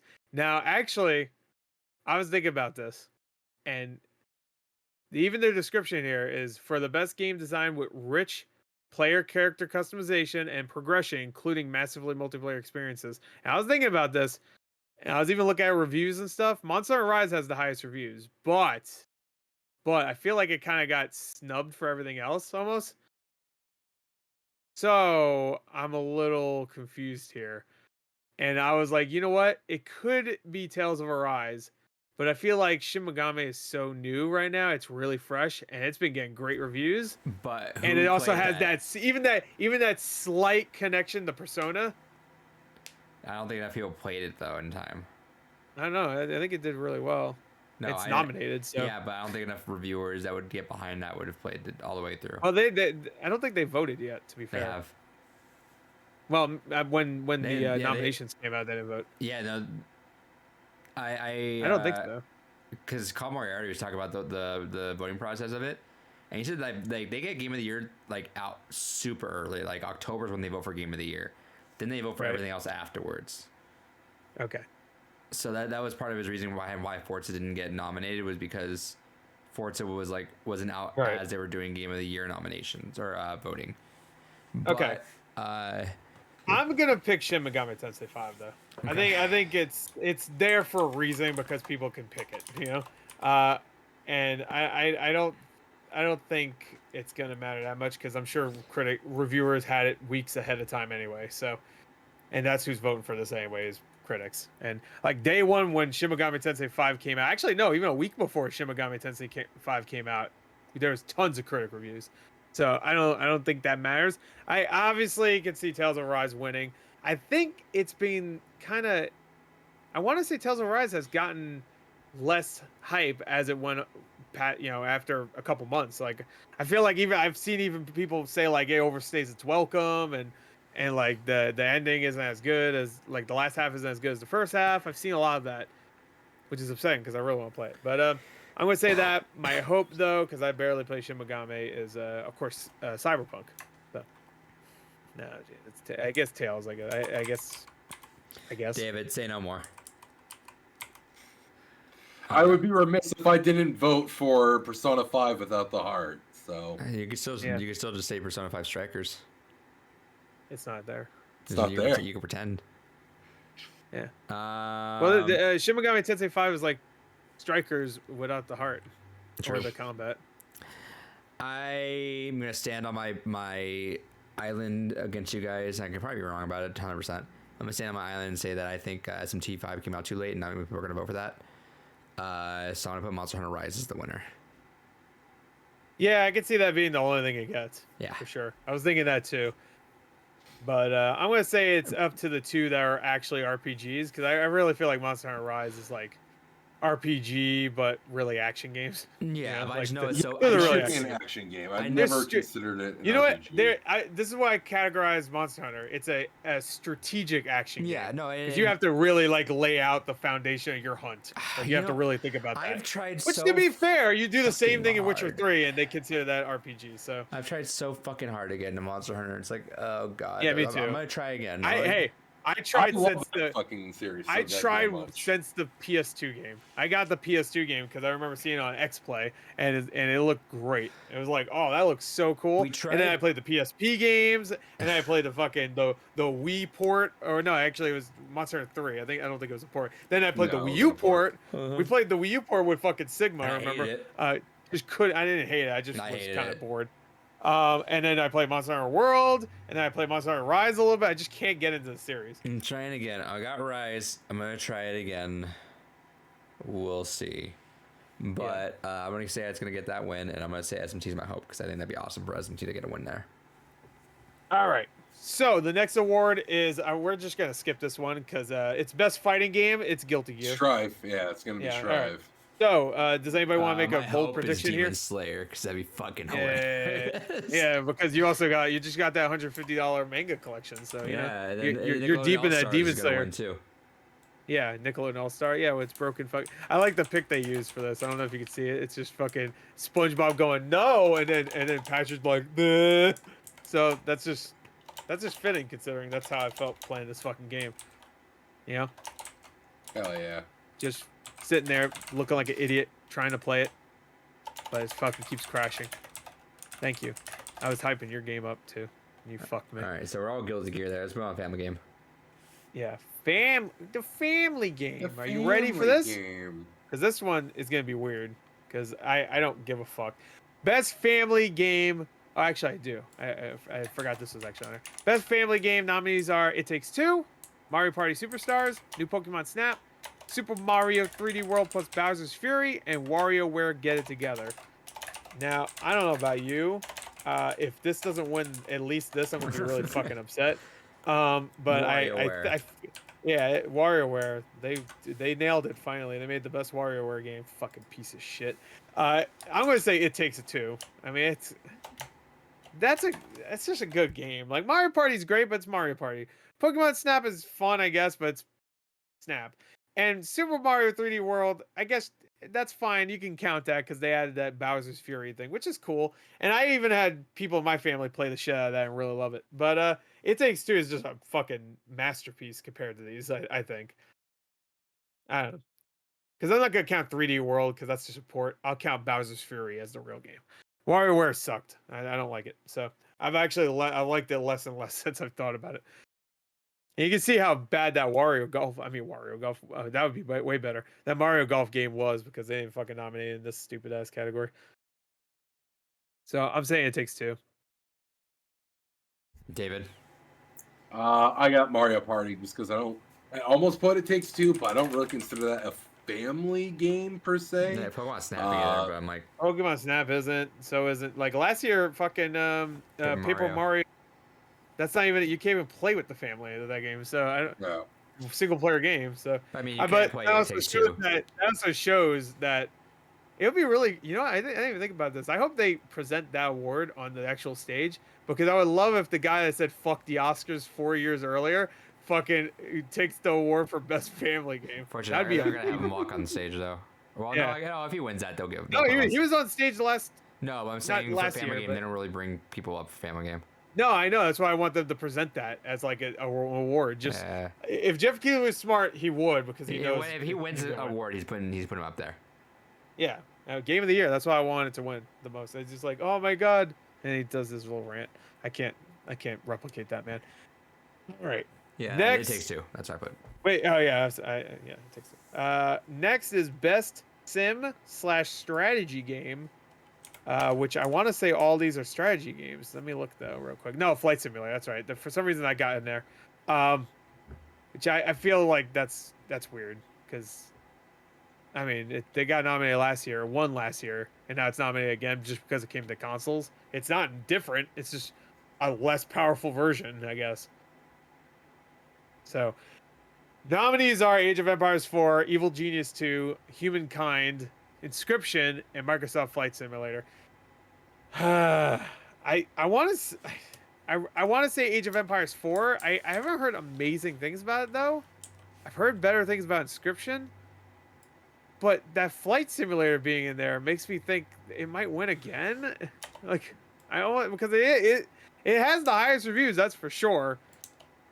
But like it's weird if it wins. I want to be against that because I don't think it deserves to win again. I don't know, actually. I'm gonna say Age of Empires. I got Inscription for this one. Yeah, that one. Is that your hope? I think I almost want to say that was my prediction for when we did the nominees because we also did winners predictions when we nominated them. Is this your hope? Inscription, yeah. Because I really want to play that. Like, I've actually heard it's not that scary. So good. Hell yeah. It's just tense, I hear. Yeah, it's very tense. And what about you, slut boy? I would have said Age of Empires. I kind of want to get a little fun with it though, and Inscription would be my fun pick on this. So I'll put that as an hope. I think it'd be good for that guy to get an award because I feel like his games are probably gonna be too niche to ever actually win a mainstream award. Right. But if this has a chance to it, then that'd be cool for him to get it. So. All right. You want a real quick award right now? Forza Horizon 5. Let's move on. Yeah. Best sports racing game. Best sports racing game. F1 2021. FIFA 22. Forza Horizon 5. Hot Wheel, and then the other two. All right. So it's Forza 5, right? Really good. Yeah, Forza 5. You didn't play it yet. I've heard everything fantastic about Hot Wheels, but Forza needs some more W's. Yeah, it's gonna win. It's definitely at least gonna win this. Even though it doesn't feel like a win, because like, obviously, what the fuck? I mean, no. All right, so multiplayer, best multiplayer game. The nominees for this are Back 4 Blood, Knockout City, It Takes Two, Monster Hunter Rise, New World, and Valheim. Now, this is one of the few other awards that have 6 nominees. So it makes me think this might be a little bit tougher to call because there was a lot more of a, I guess, a tie here. I'm assuming the tie is with New World and Valheim, though. That's my guess. Because that's how 6 nominees get in here, right? Because they tie, they're just like, all right, we'll put 6 in, I assume. At least that's what I heard. My guess, I want to say It Takes Two, but because that game is based on multiplayer completely. Everything else you could play by yourself if you really want. I'm gonna say It Takes Two. Fuck it. I have It Takes Two for this as well, purely because that is meant to be a multiplayer experience. Yeah, but I could totally see Monster Hunter Rise for this. Monster Hunter Rise is actually my pick, and then It Takes Two is my hope. All right. So now we just have the esports. Are you ready? And anticipated game. Well, no, the next one's content creator, but after that, I think is esports. So wait, Gore, I'm sorry. Did you say It Takes a couple others? I said It Takes Two. And then was that your hope? I guess. Yeah, I guess yeah, because I don't play any of these other games. You ready? Content creator of the year: Dream, Fuseli, Galls, Ibai, and Greg, but he misspelled his name. That's a little weird. Grefg. Grefka, sure, why not? You know what? Eeny, meeny, miny, mo. You are in. Okay, Dream. There you go. It's actually the only person I've heard of. Wait, so David said Grefk. Gore said Dream. Yeah, I don't know. I don't know any of these people. They all look like chummy fellows. I know Dream and Grefk. I know who Dream is for sure. He's the Minecraft guy. I know that. Every time he does anything, he fucking gets trending. Yeah. Oh my god, Dream did a Minecraft. No way. Oh my god, he let Squam in his Minecraft server. We have another game here. Oh, okay, yeah. That's debut game. I just assume we're getting into that shit. Yeah, we got the debut and anticipated, don't we? Yeah, anticipated. That's gonna be. I think I want to say that's gonna be really easy. Best debut indie game. Nominees are The Artful Escape, The Forgotten City, Kena Bridge of Spirits, Sable, and Valheim. My pick for this is Kena, but The Forgotten City I've heard is a fucking masterpiece, and I really want to play that. So, but I'm gonna say Kena just because that is the more impressive one. That animation studio just went, you know what? We're not even gonna hire people. We're just gonna learn how to be a video game company now, because that's what they did. They're all the same animation guys that say, you know what? We're gonna make a video game. We're not gonna hire people. We're just gonna do it. So I think that's really cool. My hope is Kena, but I'd also like The Forgotten City. I'm gonna go against my grain about saying Annapurna needs one. I would love to have that. To go against a joke that I feel like is probably going to be against the Forgotten game at this point. I think that I've heard so many good things about Forgotten City. It'd be good to get some sort of nod somewhere. So give them a nod there, Forgotten City. That's what I would hope for that. I think he is winning though. I can even see that winning Best Narrative, Forgotten City. That'd be nice. Was he even nominated? I don't even remember now. Nope. Yeah. Very good. David, you didn't say. I didn't hear at least. No, I said Kena. Oh, Kena? Okay. Yeah. All right. So next, most anticipated video game. Nominees are Elden Ring, God of War, Horizon Forbidden West, the sequel to Legend of Zelda Breath of the Wild, and then that Starfield game. This one, I'm going to say, I misspelled anticipated, whatever. I'm going to say God of War. But it doesn't matter. Elden Ring I feel like is way too close, and also like I feel like some people were disappointed by the reveal of the gameplay. So I think maybe the hype dropped down just a little bit. Where I don't think any hype dropped down at all for God of War. The only thing I think people found weird is that the kid sounds like a fucking, He sounds like, hey, Dad. So that's like the only thing I've heard some people go, oh, that's weird, puberty. So maybe he shouldn't have hit puberty. Did you ever think of that? But I'm gonna say God of War. I have God of War as well. Yeah. I got Elden I Ring. can see Breath of the Wild. Elden Ring? I'm gonna say I'm gonna still say that the hype is still gonna go for it. So. Oh yeah, no, there's definitely a lot of hype. I'm not saying that. I especially got delayed a bit, so it's a little more time for that. Yeah, 2 months, but yeah. Well, God of War, we don't even know when that's coming. I'm assuming that's gonna be like end of next year. Esports game nominees are Call of Duty, Counter-Strike, Dota 2, League of Legends, Valorant. I'm just gonna say League of Legends because it's popular right now, and I think it wins every fucking year. So either that or Counter-Strike wins. So Wow, that we don't have any fighting games in here, but yeah, I'll go with League of Legends. all right. How about you? Sure. Other guy. League.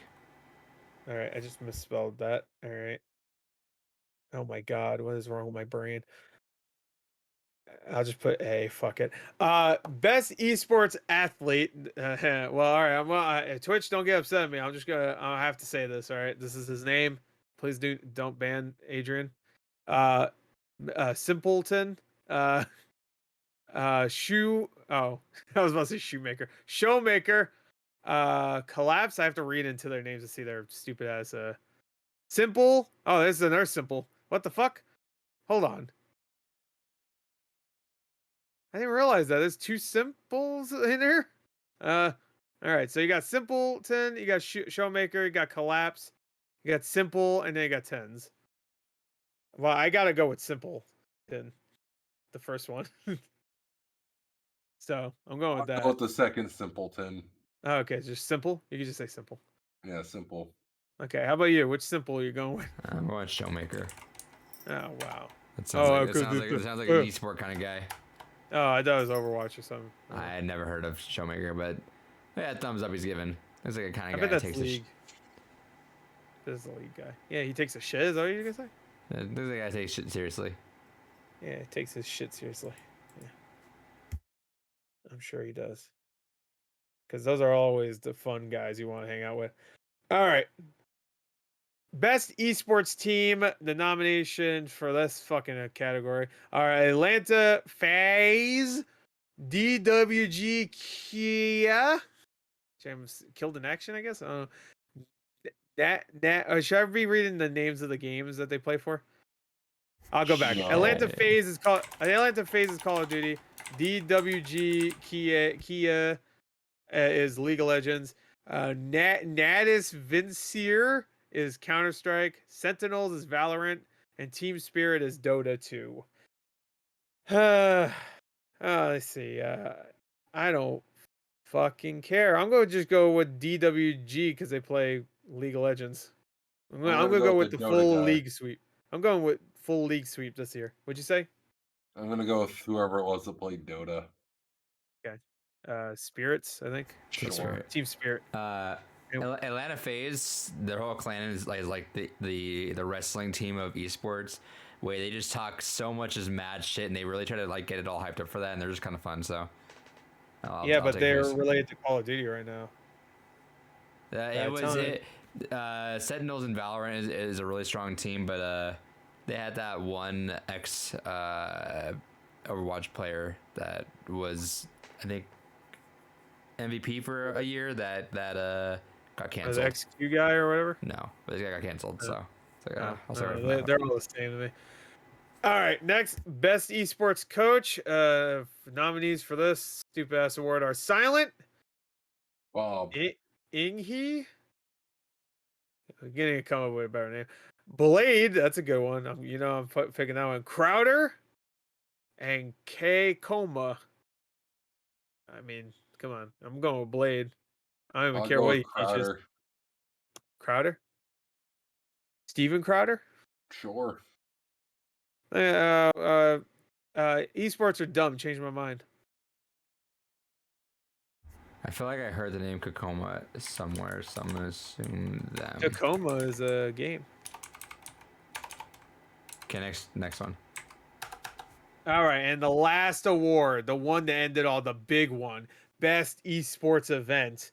This stupid ass category, the nominees. Hold on, I'm writing down esports event. Like I give a fuckity fuck. Best esports event: the 2021 League of Legends World Championship, the International 2021. I don't know who the fuck, what game that is. PGL Major Stockholm 2021.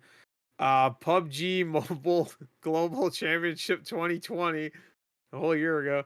Valorant Champions Tour Stage 2 Masters. I'm just gonna go with League of Legends. I don't give a fuck. I'll go with Valorant. Fuck it. I'll just go straight up League. I mean, technically, Valorant is also League, so I guess I should. You know what? No, I'm gonna change it. I'm gonna go with Valorant. Never mind. That's the All one. right, no, I'll go to League. Fuck you. Yeah. All right. Fine. I'll stick with League. All right, then I'll stick with Valorant. Oh. Okay. No, I'll go with League. I was good. I was trying to do duck season, rabbit season here. Right? Okay. I don't know. Major Stockholm sounds. Close your fun. eyes and throw a pen and whatever it hits. Look, the lights are really fun in Major Stockholm. Maybe that was fun. Oh, I'm sure everybody felt really good after that. Yeah. Oh, I a little con crud. All right. We're done. Done. We're done. There you go. So, that's all 30 awards. I have them all written down. You want to take a look? And for people that skipped all the way to this part, here's mine. And my perfect handwriting. Gotti. There you go. Here's my paper. People still use this, by the way. Paper. Papers, please. Paper. This is what they call a pen. You may have seen this in like a movie at one point. And you're like, what is that weird shaped telephone? Anyway. Is that a new Apple appliance? Let's move on from that, and let's move on to our next story. Our first story. These ones are super quick. It's gonna go in a second. All right, rapid fire stories. Harmonix has been purchased by Epic Games. Ah, that's epic. Hell yeah. Right. Interesting thing I picked up.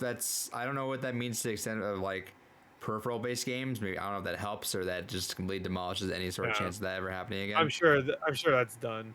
Yeah, Epic is not gonna be like, yeah, Dropmix 2, do that. No, so they specifically didn't even mention Dropmix being a thing when they yeah. That's like the one Wonder thing, why. That's like the one thing they didn't even add. What's up, Mighty Gazelle? Yeah, that's the What's one up, thing they baby? mentioned that they even have, and that sucks. I mean, I get it. That game sold like ass, but such a cool fucking game. Hey, Mike Gazelle, what do you think is going to win best game of the year at he the said Game it Awards? like an hour ago. He is not in the chat. Oh, I think it was covering. My bad. Well, maybe he's still there. If he's still there, Adrian's a bad moderator. I had the extra screen taken with the nominees. But yeah, so Harmonix, that's cool for them. I'm not sure what that means. Same thing with like the Fall Guys getting purchased. I don't know what that did for anything. I know if anything, the other console versions got delayed indefinitely. So I guess we'll see. Yeah. Oh well. All right. I've heard that game was good. Fuse Beat. What was it called again? Dropmix? Or are you talking No, Fuser? Dropmix is the board game. Fuser?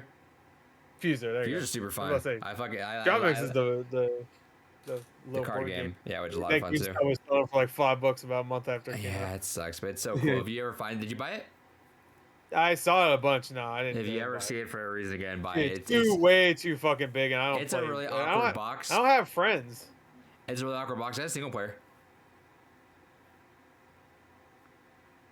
Yeah, because I'll look real cool doing that with my carpet. No, it's fucking looking at you do shit. Oh, look at the music! Wow, switch it do. It's really cool. I love it. Anyway, wow, look at me! I'm a fucking fat virgin. You're just saying it to yourself in the middle. Wow, man. I can't. No friends. Ooh, look at that! I played a different song. Wow, might cry myself to sleep later. Oh boy! All right, David. Sandpaper jack off time. One of your most anticipated games this year is now in the Hall of Shame. How do you feel? I don't give a fuck. Oh, what? Battlefield 2042 is on this Hall Oh, of Shame. that was one of my most anticipated games. That was actually my number one back. Like I did you could go watch my most anticipated games of the rest of the year. Animal Betrayals. Or anime Animal Betrayals. Top 10 Animal Betrayals. Number 1 Zebra. Number 2 Gopher. Fuck that Gopher. I like the idea of just naming animals, but yeah, I like the idea of naming animals but not explaining why they betrayed or who they betrayed. Just like Zebra, fuck that guy. Yeah, Battlefield is not good. Hey, who could have saw this coming? That DICE would fuck up one of their releases on day one. It's not like they did it the last 7 fucking times. But this one, I really thought they would do a better job because they had 3 fucking years where Battlefront 2 and Battlefield 5, those both came out a year in between each other. And then of course Battlefront 2 came out a year after Battlefield. I know these get confusing. Yeah, they need to come up with a fucking different name for these games. Battlefield 1, which that's confusing already. Battlefield 1, and then the year before that was Battlefront 1, and then the year before that was Battlefield 4, I think. But guys, it's okay. This beta it's an old build. It'll reflect nothing like when the game released. There's a big rumor that Battlefield was supposed to be just a battle royale game, and they scrapped it a little bit into development.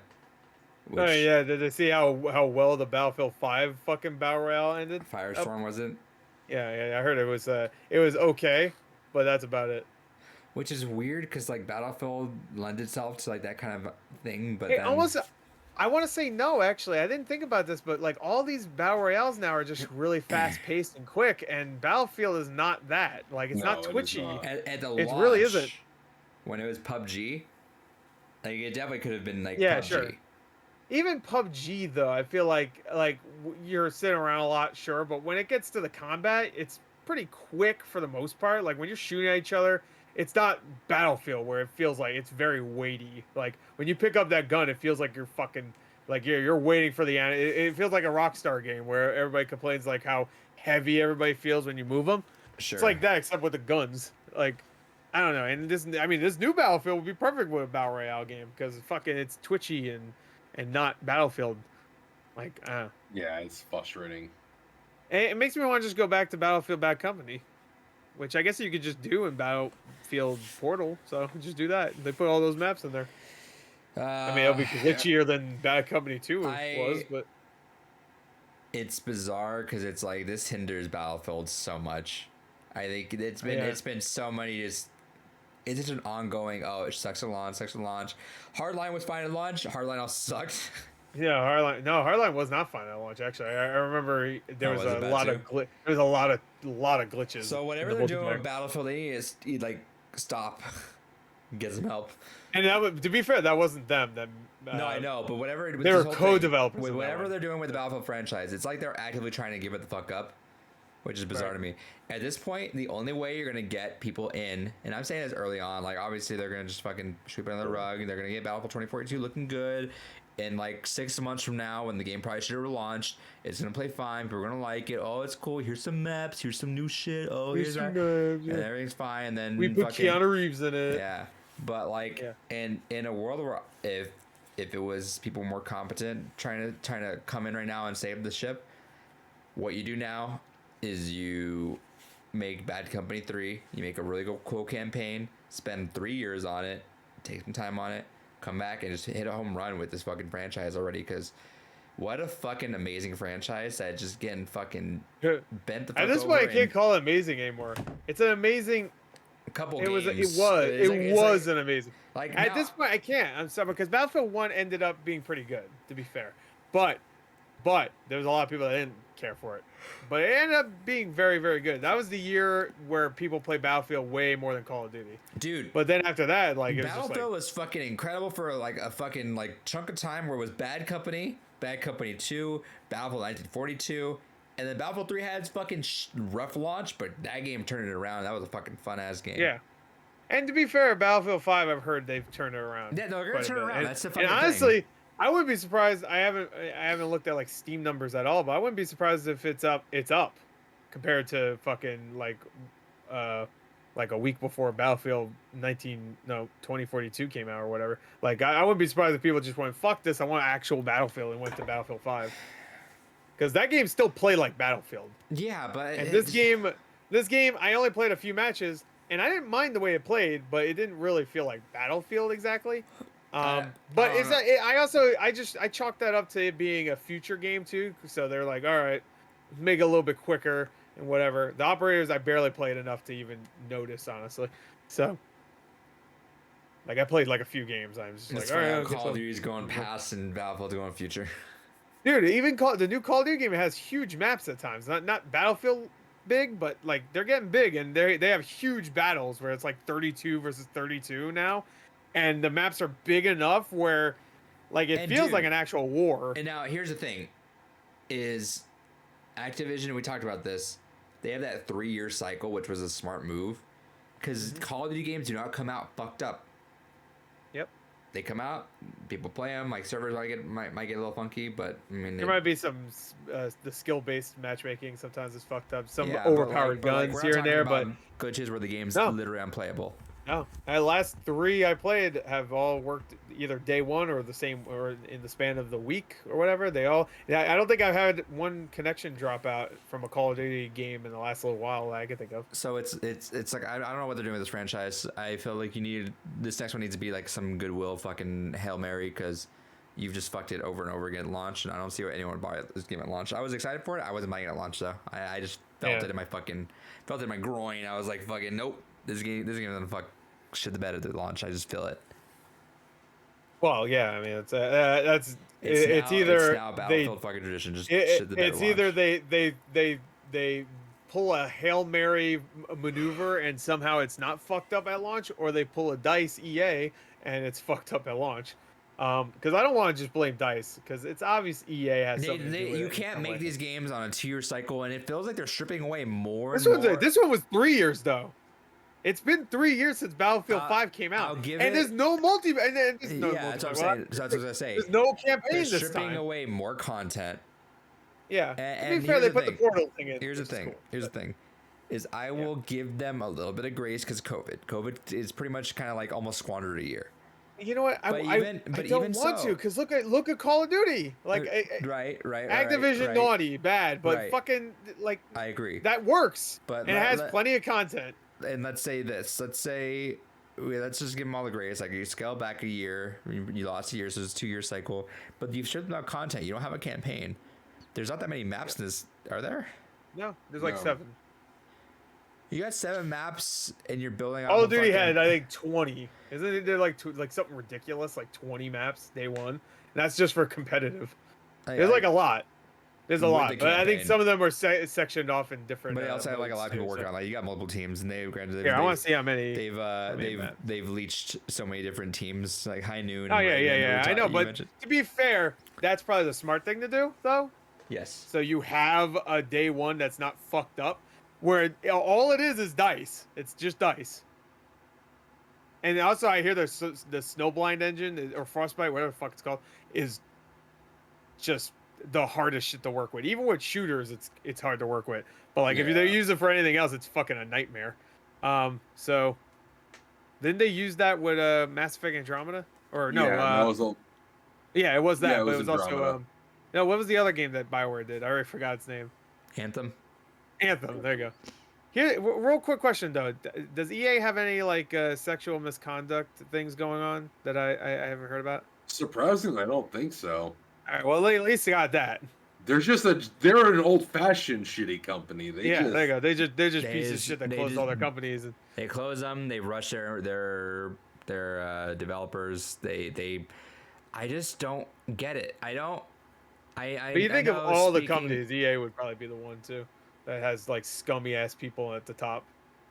I guess they're scummy just in a different way. It's just I don't understand. Like, they need to like alternate They need to alternate their teams. Like, Activision does alternate. So alternate your teams for sports games.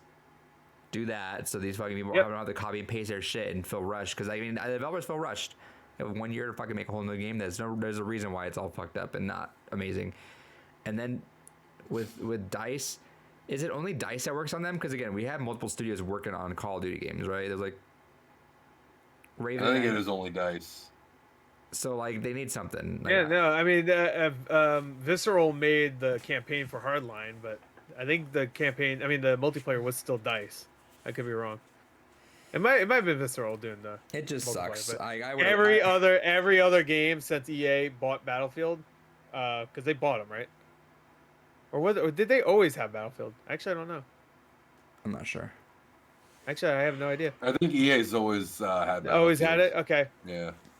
So I want to say since probably Battlefield 3, like, it's been rocky, you know? Like, Battlefield 4 had a bad launch, you know? Battlefield 3 Battlefield 3 had a rocky launch, but it was still fun, but the campaign sucked my balls. Same thing with Battlefield. The multiplayer was really good. Battlefield 4. What? 3's multiplayer was really good. Yeah, it was. But it had a rocky start. 4 shit the bed hard. Yeah, but then it got really good, obviously. Same thing with 5. 1 started off pretty good though. Like that was the one. Like that was good. It had maybe some issues here and there, but for the most part, it was really good. Battlefield just fucking missed the boat. Like if it's usually, for whatever reason, it's always Call of Duty versus Battlefield, which they have no reason to compete against each other. They're so fucking different. But like they had to shooters. They always come. It's military shooters, and they always come out at the same time. Yeah, but they had such a strong way to fight that this year. It's like if you guys came out perfectly, Call of Duty's on the decline right now, for whatever reasons. Like they had such a good moment to just snipe it, and then they did it. It's on the decline, but the Warzone mode isn't. The Warzone mode is still up there. Yeah, that's fine, but that's Battle Royale. It's different. But Warzone is like about as close as you get to Call of Duty Battlefield.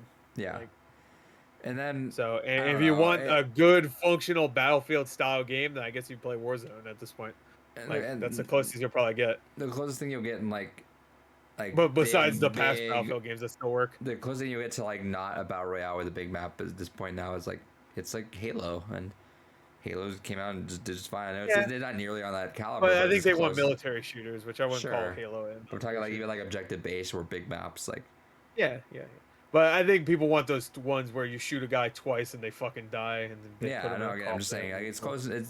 They had the window to take that, and they didn't, and they fucked up. And I don't even know how you come back from this. I mean, I feel like the consumer's gonna buy it. I know how they come back from this. They keep updating it, and then people will forget that it ever was bad. Just like the last fucking 75 Battlefield. So like at this point, because I say, and then they'll announce the next one, Battlefield 2854 or whatever, and everybody will be like, "Oh my God, they jumped out of the jet and shot out the jet, and then jumped back in the jet."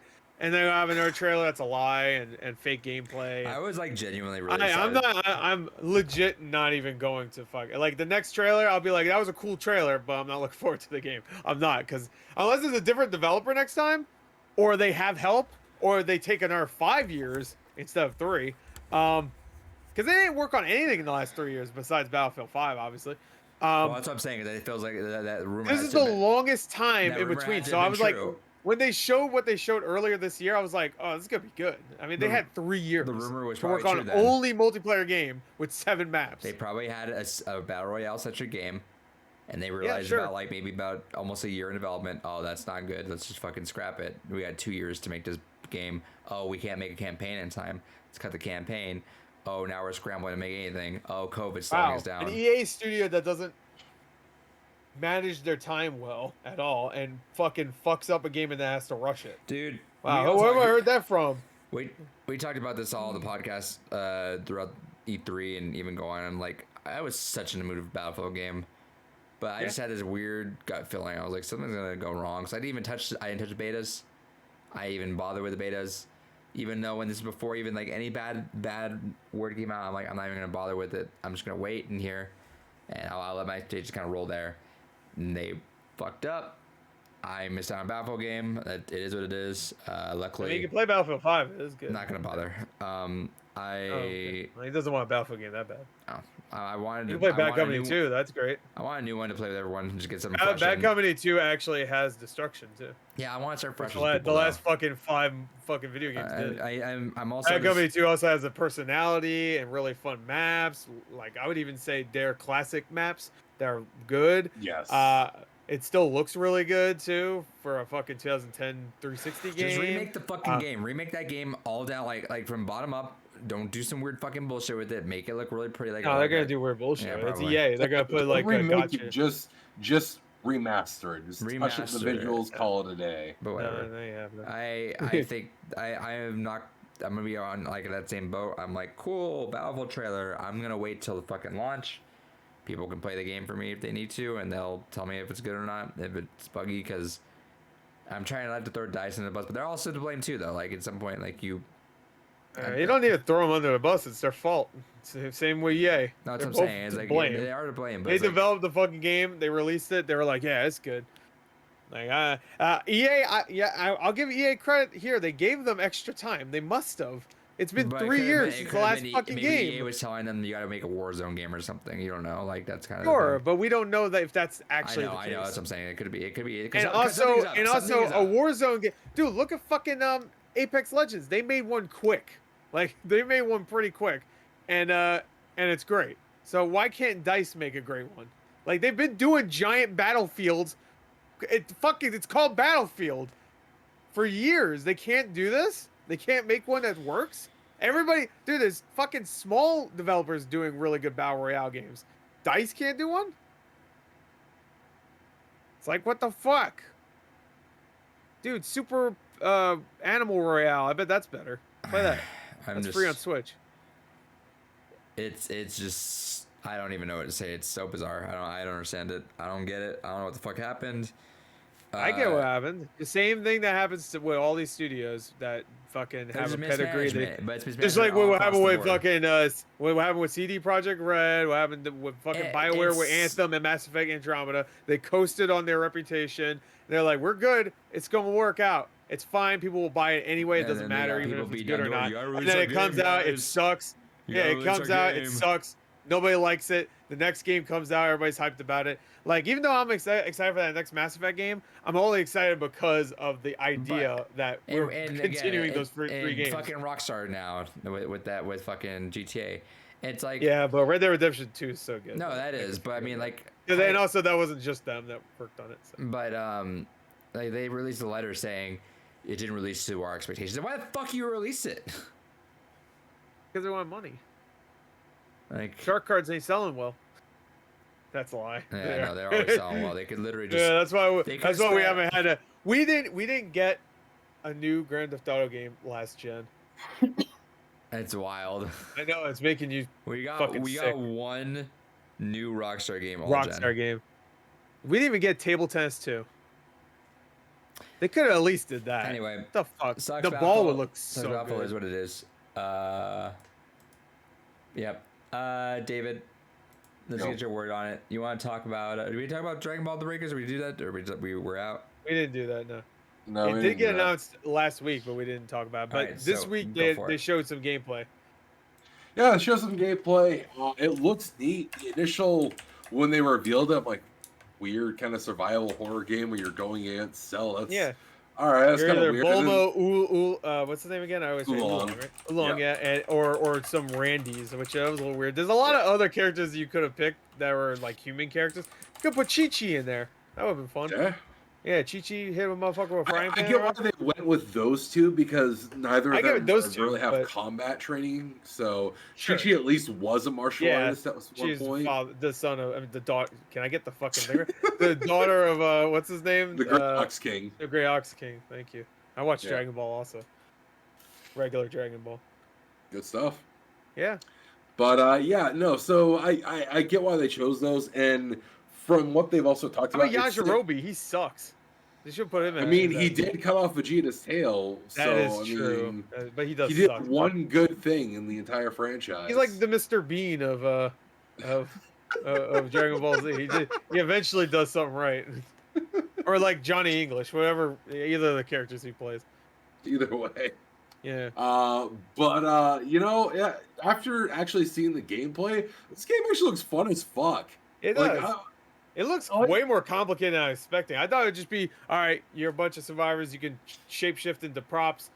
Just get to the thing and start it up like Friday the 13th. But like this is like, oh, you can start it up and you can take someone with you, but you can also find other vehicles to get you to the thing. You have to coordinate and actually like get all the pieces and stuff and like get all like 5 pieces. You also get the Dragon Balls to do a wish where you could be You could do this or that. You could get some health back. I'm like, God damn! And so you could call in a Saiyan. You could become a doppelganger of a Saiyan, or at one point you could actually be powerful enough to become Goku or someone else, like actual full on, not just a doppelganger. I'm like, what the fuck?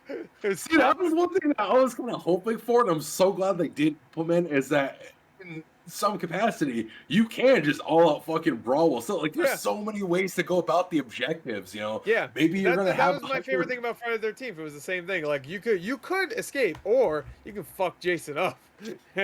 and most of the time, whenever like a crew of survivors would actually fuck Jason up, Jason would be fucked. Well, like towards the end now, where everyone just knows how to play the game, apparently it's really hard to win as Jason ever. Right. Yeah. It makes sense because the community is probably so small that the people that are playing are the hardcore of hardcore. Yeah. So now there's I remember I dipped into it like I think like a year or so just to kind of like. That might be fun to play though. Yeah. It might still be just to fuck Jason up. Yeah. Now there's like we just fuck around with Jason now. This should be. It'd be great if they added 2 Jasons. Well, that's why they had to keep upping him, and he kept getting, he's overpowered. Like, well, you guys just keep beating him. Yeah, he's overpowered, except he's not at all. The people that say that are the people that run around and get killed by him. Yeah. Anyway, I'm sorry. Keep talking about Dragon Ball Breakers. But yeah, no, it's just, I mean, it looks like a fantastic game. Like, this could have easily just been like a weird cash grab kind of game of like, oh, look at this, we're doing something different with the IP, but it's really just Dead by Daylight. And no, they literally gave us like, okay, you can beat normie humans, but you can go ahead and get Dragon Ball, try to escape through the time machine, or maybe fuck it, half of you go and just outright just fight Cell and kind of stave them off as long as you can. I hope they show more environments. Because right now it's just a city environment, and I hope they show, of course, other what do they call them? The Raiders. The Raiders, yeah. I want to see. I want to see King Piccolo. I want to see. Obviously, I want to see Frieza. But how are they gonna make that work? Because the cool thing about Cell is that you start out as a larva, and then you get from Cell 1, 2, 3. Well, Cell's like, Frieza still had like 6 Frieza forms. does that, but Frieza I feel like Frieza's always powerful though. Like I like the idea that Cell starts off as a little shitty larva, you know what I mean? And he has to like consume something to get stronger. So there's like a second there where you're fucked. Like if the humans find you, like you could be fucked, right? Like it gave me an idea like if they find something good to like they could find a weapon immediately and just fuck you up, I'm assuming. But what's Frieza's thing gonna be? It's just like I imagine they'll probably everybody will pick Frieza. They don't want to be weak at first, I assume. I mean, I imagine the way it'll be handled is Frieza's whole thing was he just didn't try or care, so it'd be like his hubris getting the better of him. He's floating in his little pod thing, maybe. Yeah. Okay. So it'd be like in that first form at least, and then the one that kind of looks like his father, King Cold, and then his final form, and then. Because it's technically like in Xenoverse, they'll probably also give him like Golden Frieza form in this or something. Oh yeah, for sure. Majin Buu, same thing, I guess. You know, Fat Buu. He's like, I want chocolate and cookies because he's fat. And he turns people into cookies. You better be able to turn people into cookies. I imagine that's probably how you kill them in that because Cell has the absorption. So yeah, he has the absorption, and Majin Buu does the same thing. Toriyama didn't have many ideas. He there's 3 forms of this bad guy. They absorb people that get stronger. They have one little weird quirk about them. This guy wants androids. This guy wants cookies.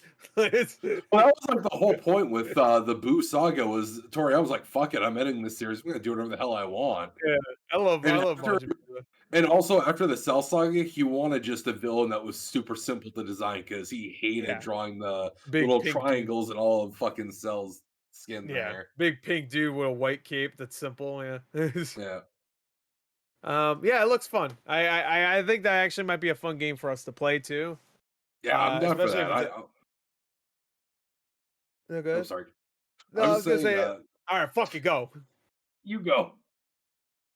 No. One of you guys talk, please. All right, I'll go then. Shit. Why don't you get on camera, fucker? Anyway. But yeah, no, I'm super excited. It looks like it's gonna be a lot of fun. I'll definitely be getting it day one. Genuinely just a surprisingly fun-looking game out of nowhere. Yeah, it was definitely out of nowhere. Cause I'm like, wait, a new Dragon Ball game? What the fuck? Was Courage in it? I'm surprised they didn't save that for the Game Awards. That would have been a big like, what the fuck? That would have been like such a weird surprise. Like, ooh, a new Dragon Ball game, and then you find out it's a survival like like Dead by Daylight style game. That would have been cool. But that's fine. I have a feeling Jeff Keighley's like, you know what? We got too many. Sorry, I can't cram you in, Namco Bandai or Bandai Namco or who the fuck you are at this point. I don't know. It's Namco Crayon. Yeah, Bandai Namco. I can't remember which name it is now. Is it Namco Bandai or Bandai Namco? I think it's Namco Nambai. Bamco. Oh, it's Bamco Nambai. Hell yeah. Are we done? I don't know. Are we done? You fuck. Bamco I'm sorry. Yeah, I'm sorry. You bought the Demon Slayer anthology. You haven't even seen an episode of Dragon Ball Z. Who? I was talking. I said you bought the whole Demon Slayer thing and you didn't even fucking watch Dragon Ball Z. Demon Slayer thing? The fucking. Yeah, got his ass. Those comic books. Yeah, those comic. Yeah, the comics. Graphic novels. What's the next story? Next story is how we're out of here. Get fucked. Thank you for watching Blue Rupees. Let's go through this long list of games gone by stuff before we get there. Once again, shout out to CRP Rights for sponsoring that episode. A lot of talk. Appreciate you.